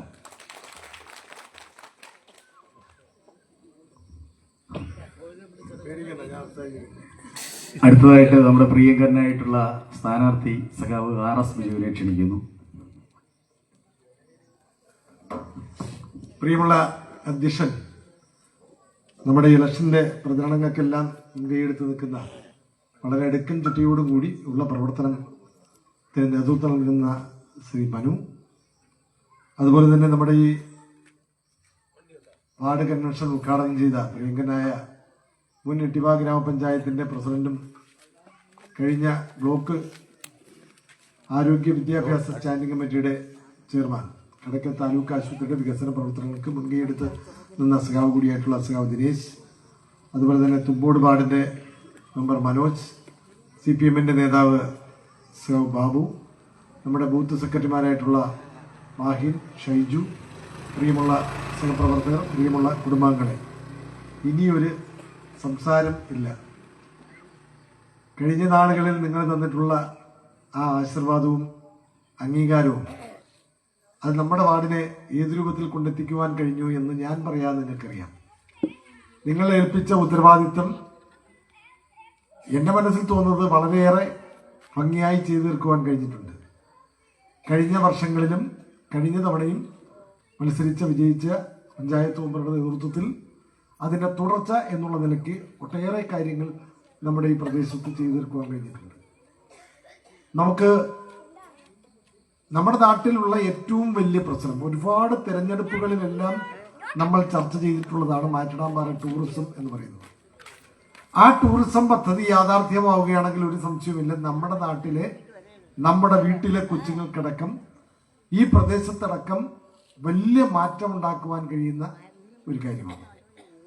ഇത് കഴിഞ്ഞ നാളുകളിലും അതിൻ്റെ ഒരു നല്ല പ്രോജക്റ്റ് തയ്യാറാക്കി നമ്മുടെ ഷാജീരത്നമാണ്, അതായത് വീഗാലാൻഡിന്റെ വർക്കുകളെല്ലാം നടത്തിയ ഇപ്പോൾ തിരുവനന്തപുരത്ത് ആക്കുളത്തെ വർക്കുകളെല്ലാം ചെയ്തുകൊണ്ടിരിക്കുന്ന ഷാജീരത്നം കഴിഞ്ഞ ദിവസം 2-3 ദിവസത്തിന് മുമ്പ് ഇവിടെ വന്നിരുന്നു. ഞങ്ങളെല്ലാം കൂടെ മാറ്റാമ്പാറ ഒന്ന് സന്ദർശിക്കുകയൊക്കെ ചെയ്തു.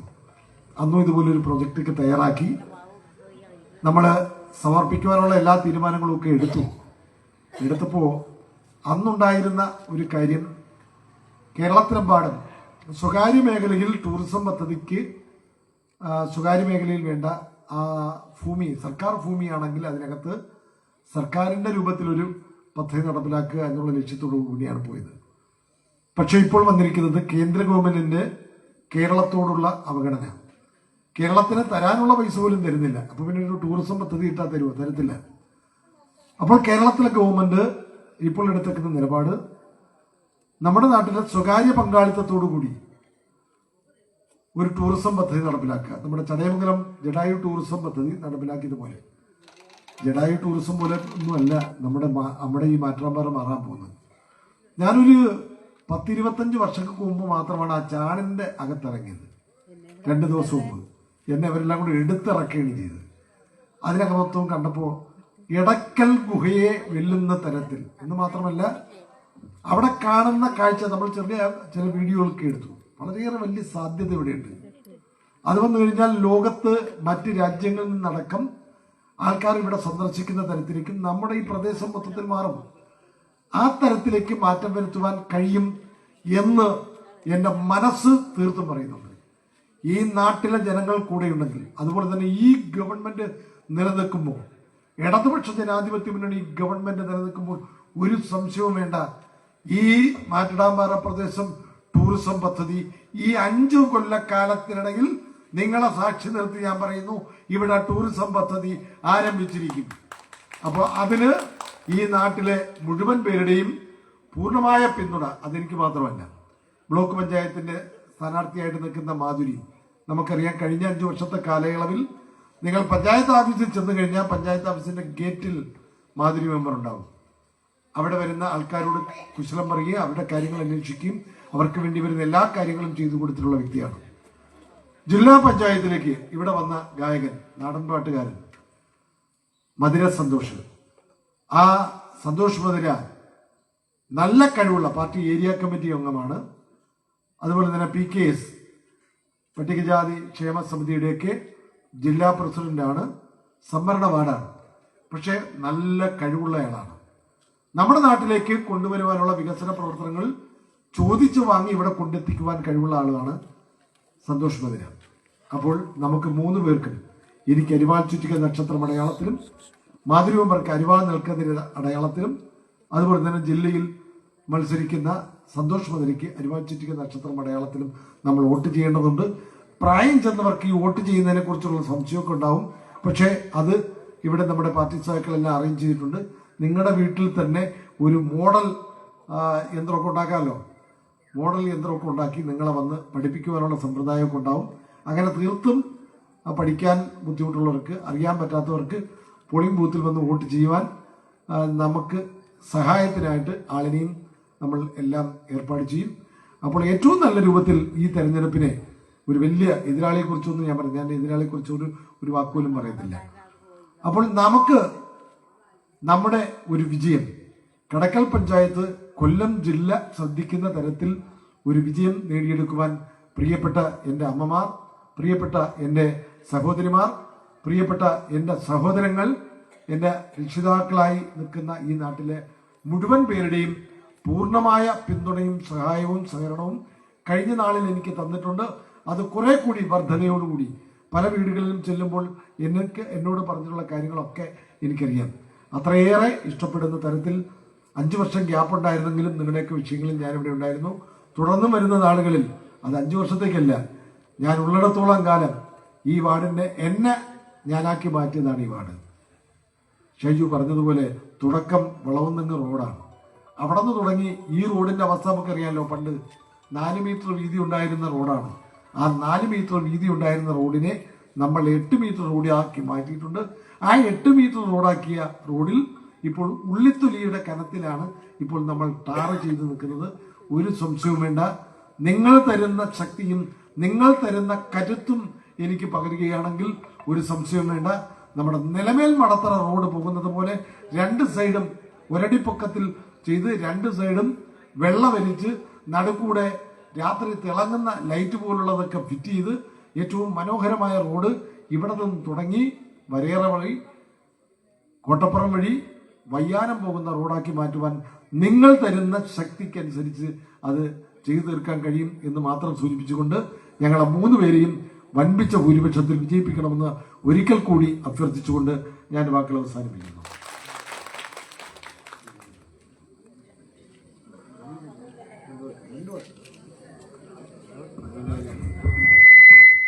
പെട്ടെന്ന് തന്നെ ഈ യോഗ നടപടികൾ അവസാനിക്കുന്നതാണ്. നമ്മുടെ തൊട്ടടുത്ത തുമ്പോട് വാർഡിലെ സ്ഥാനാർത്ഥി നിങ്ങളോട് ചെറിയ വാക്കുകൾ 2 മിനിറ്റ് സംസാരിക്കും. പ്രിയപ്പെട്ടവരെ, പ്രിയപ്പെട്ട വേദിയിലുള്ള ഇടതുപക്ഷ ജനാധിപത്യ മുന്നണിയുടെ നേതാക്കന്മാരെ, പ്രിയപ്പെട്ട അമ്മമാരെ, സഹോദരിമാരെ, സഹോദരങ്ങളെ, കുഞ്ഞോണിനോടൊപ്പം തൊട്ടടുത്ത വാർഡിൽ നിന്ന് മത്സരിക്കുന്ന എന്നെ ചുറ്റിക അരിവാൾ നക്ഷത്രം അടയാളത്തിൽ നിങ്ങളുടെ വോട്ടുകൾ നൽകാൻ പറ്റിയില്ലെങ്കിലും ഓരോരുത്തരും പറഞ്ഞ് വോട്ട് വാങ്ങി തന്ന് വലിയ ഭൂരിപക്ഷത്തിൽ വിജയിപ്പിക്കണമെന്ന് മാത്രമേ നിങ്ങളോട് എനിക്ക് അഭ്യർത്ഥിക്കാനുള്ളൂ. എല്ലാവർക്കും എൻ്റെ നന്ദി.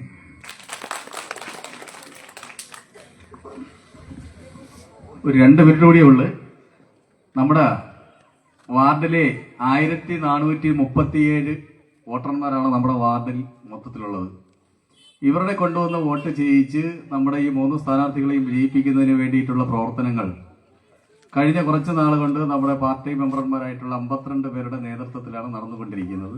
ഇപ്പോൾ ഈ കൺവെൻഷനിൽ പങ്കെടുത്തിരിക്കുന്ന നമ്മുടെ പ്രധാനപ്പെട്ട കുറച്ച് പേരെ കൂടി ചേർത്തുകൊണ്ട് ആ കമ്മിറ്റിയെ ഒന്ന് വിപുലമാക്കി ഇനി വരുന്ന തുടർന്നുള്ള ദിവസങ്ങളിൽ നല്ല പ്രവർത്തനത്തിലൂടെ ഈ നമ്മുടെ 3 സ്ഥാനാർത്ഥികളെയും വിജയിപ്പിക്കുന്നതിന് വേണ്ടിയിട്ടുള്ള പ്രവർത്തനം നടത്തണം. അതിനു വേണ്ടിയിട്ടുള്ള തിരഞ്ഞെടുത്ത അംഗങ്ങളെ പറയുകയാണ്: ഉദയകുമാർ, രാധാകൃഷ്ണൻ, ജലാൽ, നൌഷാദ്, സ്മിത, ദൃശ്യ, ആശ, ഷനോജ്, സുനിത എസ് പിള്ള, ഷിജി, മുരളിയണ്ണൻ, അഖിൽ പ്രതാപൻ, തൻസീർ, അബിൻ പ്രതാപൻ, അനു കൃഷ്ണൻ, ഹരികൃഷ്ണ. ഇത്രയും പേരെ ഉൾപ്പെടുത്തി നമ്മുടെ ഈ തെരഞ്ഞെടുപ്പ് കമ്മിറ്റി വിപുലമാക്കുന്നതിനുള്ള നിർദ്ദേശമാണ് വയ്ക്കുന്നത്. ഇത് നിങ്ങൾ അംഗീകരിച്ചെങ്കിൽ കൈയടിച്ചു. നേരത്തെ പറഞ്ഞവരുണ്ട്. ഈ യോഗം കഴിഞ്ഞതിന് ശേഷം ഞാൻ ഈ പേര് വായിച്ചവരും നമ്മുടെ പാർട്ടി മെമ്പർമാരും ഇവിടെ നിൽക്കണം. ഇവിടെ തന്നെ വാർഡ് പാർട്ടി കമ്മിറ്റിയുടെ യോഗം നടക്കുന്നുണ്ട്. ഈ യോഗത്തിന് നന്ദി പ്രകാശിപ്പിക്കുന്നതിന് വേണ്ടി നമ്മുടെ ടൗണിലെ ബ്രാഞ്ച് സെക്രട്ടറിയും ബൂത്ത് 1 കൺവീനറുമായിട്ടുള്ള സഖാവ് മാഹിനെ ക്ഷണിച്ചുകൊള്ളുന്നു. ഈ കൺവെൻഷനിൽ പങ്കെടുത്ത എല്ലാവർക്കും ഒറ്റ വാക്കിൽ നന്ദി പറഞ്ഞുകൊണ്ട് ഈ യോഗം അവസാനിക്കും. പ്രിയപ്പെട്ട പ്രേക്ഷകർ, ഈ തത്സമയം ഇവിടെ പൂർണ്ണമാവുകയാണ്. കടയ്ക്കൽ ഗ്രാമപഞ്ചായത്തിലെ മാറ്റിടാംപാറയിലെ LDF-ന്റെ തെരഞ്ഞെടുപ്പ് കൺവെൻഷനാണ് ഞങ്ങൾ തത്സമയം പ്രേക്ഷകരിലേക്ക് എത്തിച്ചത്. ഈ തത്സമയം ഇവിടെ പൂർണ്ണമാകുന്നു. വീണ്ടും കാണാം. നന്ദി, നമസ്കാരം. അപ്പൊ ഞാൻ ഈ പേര് വായിച്ചവരും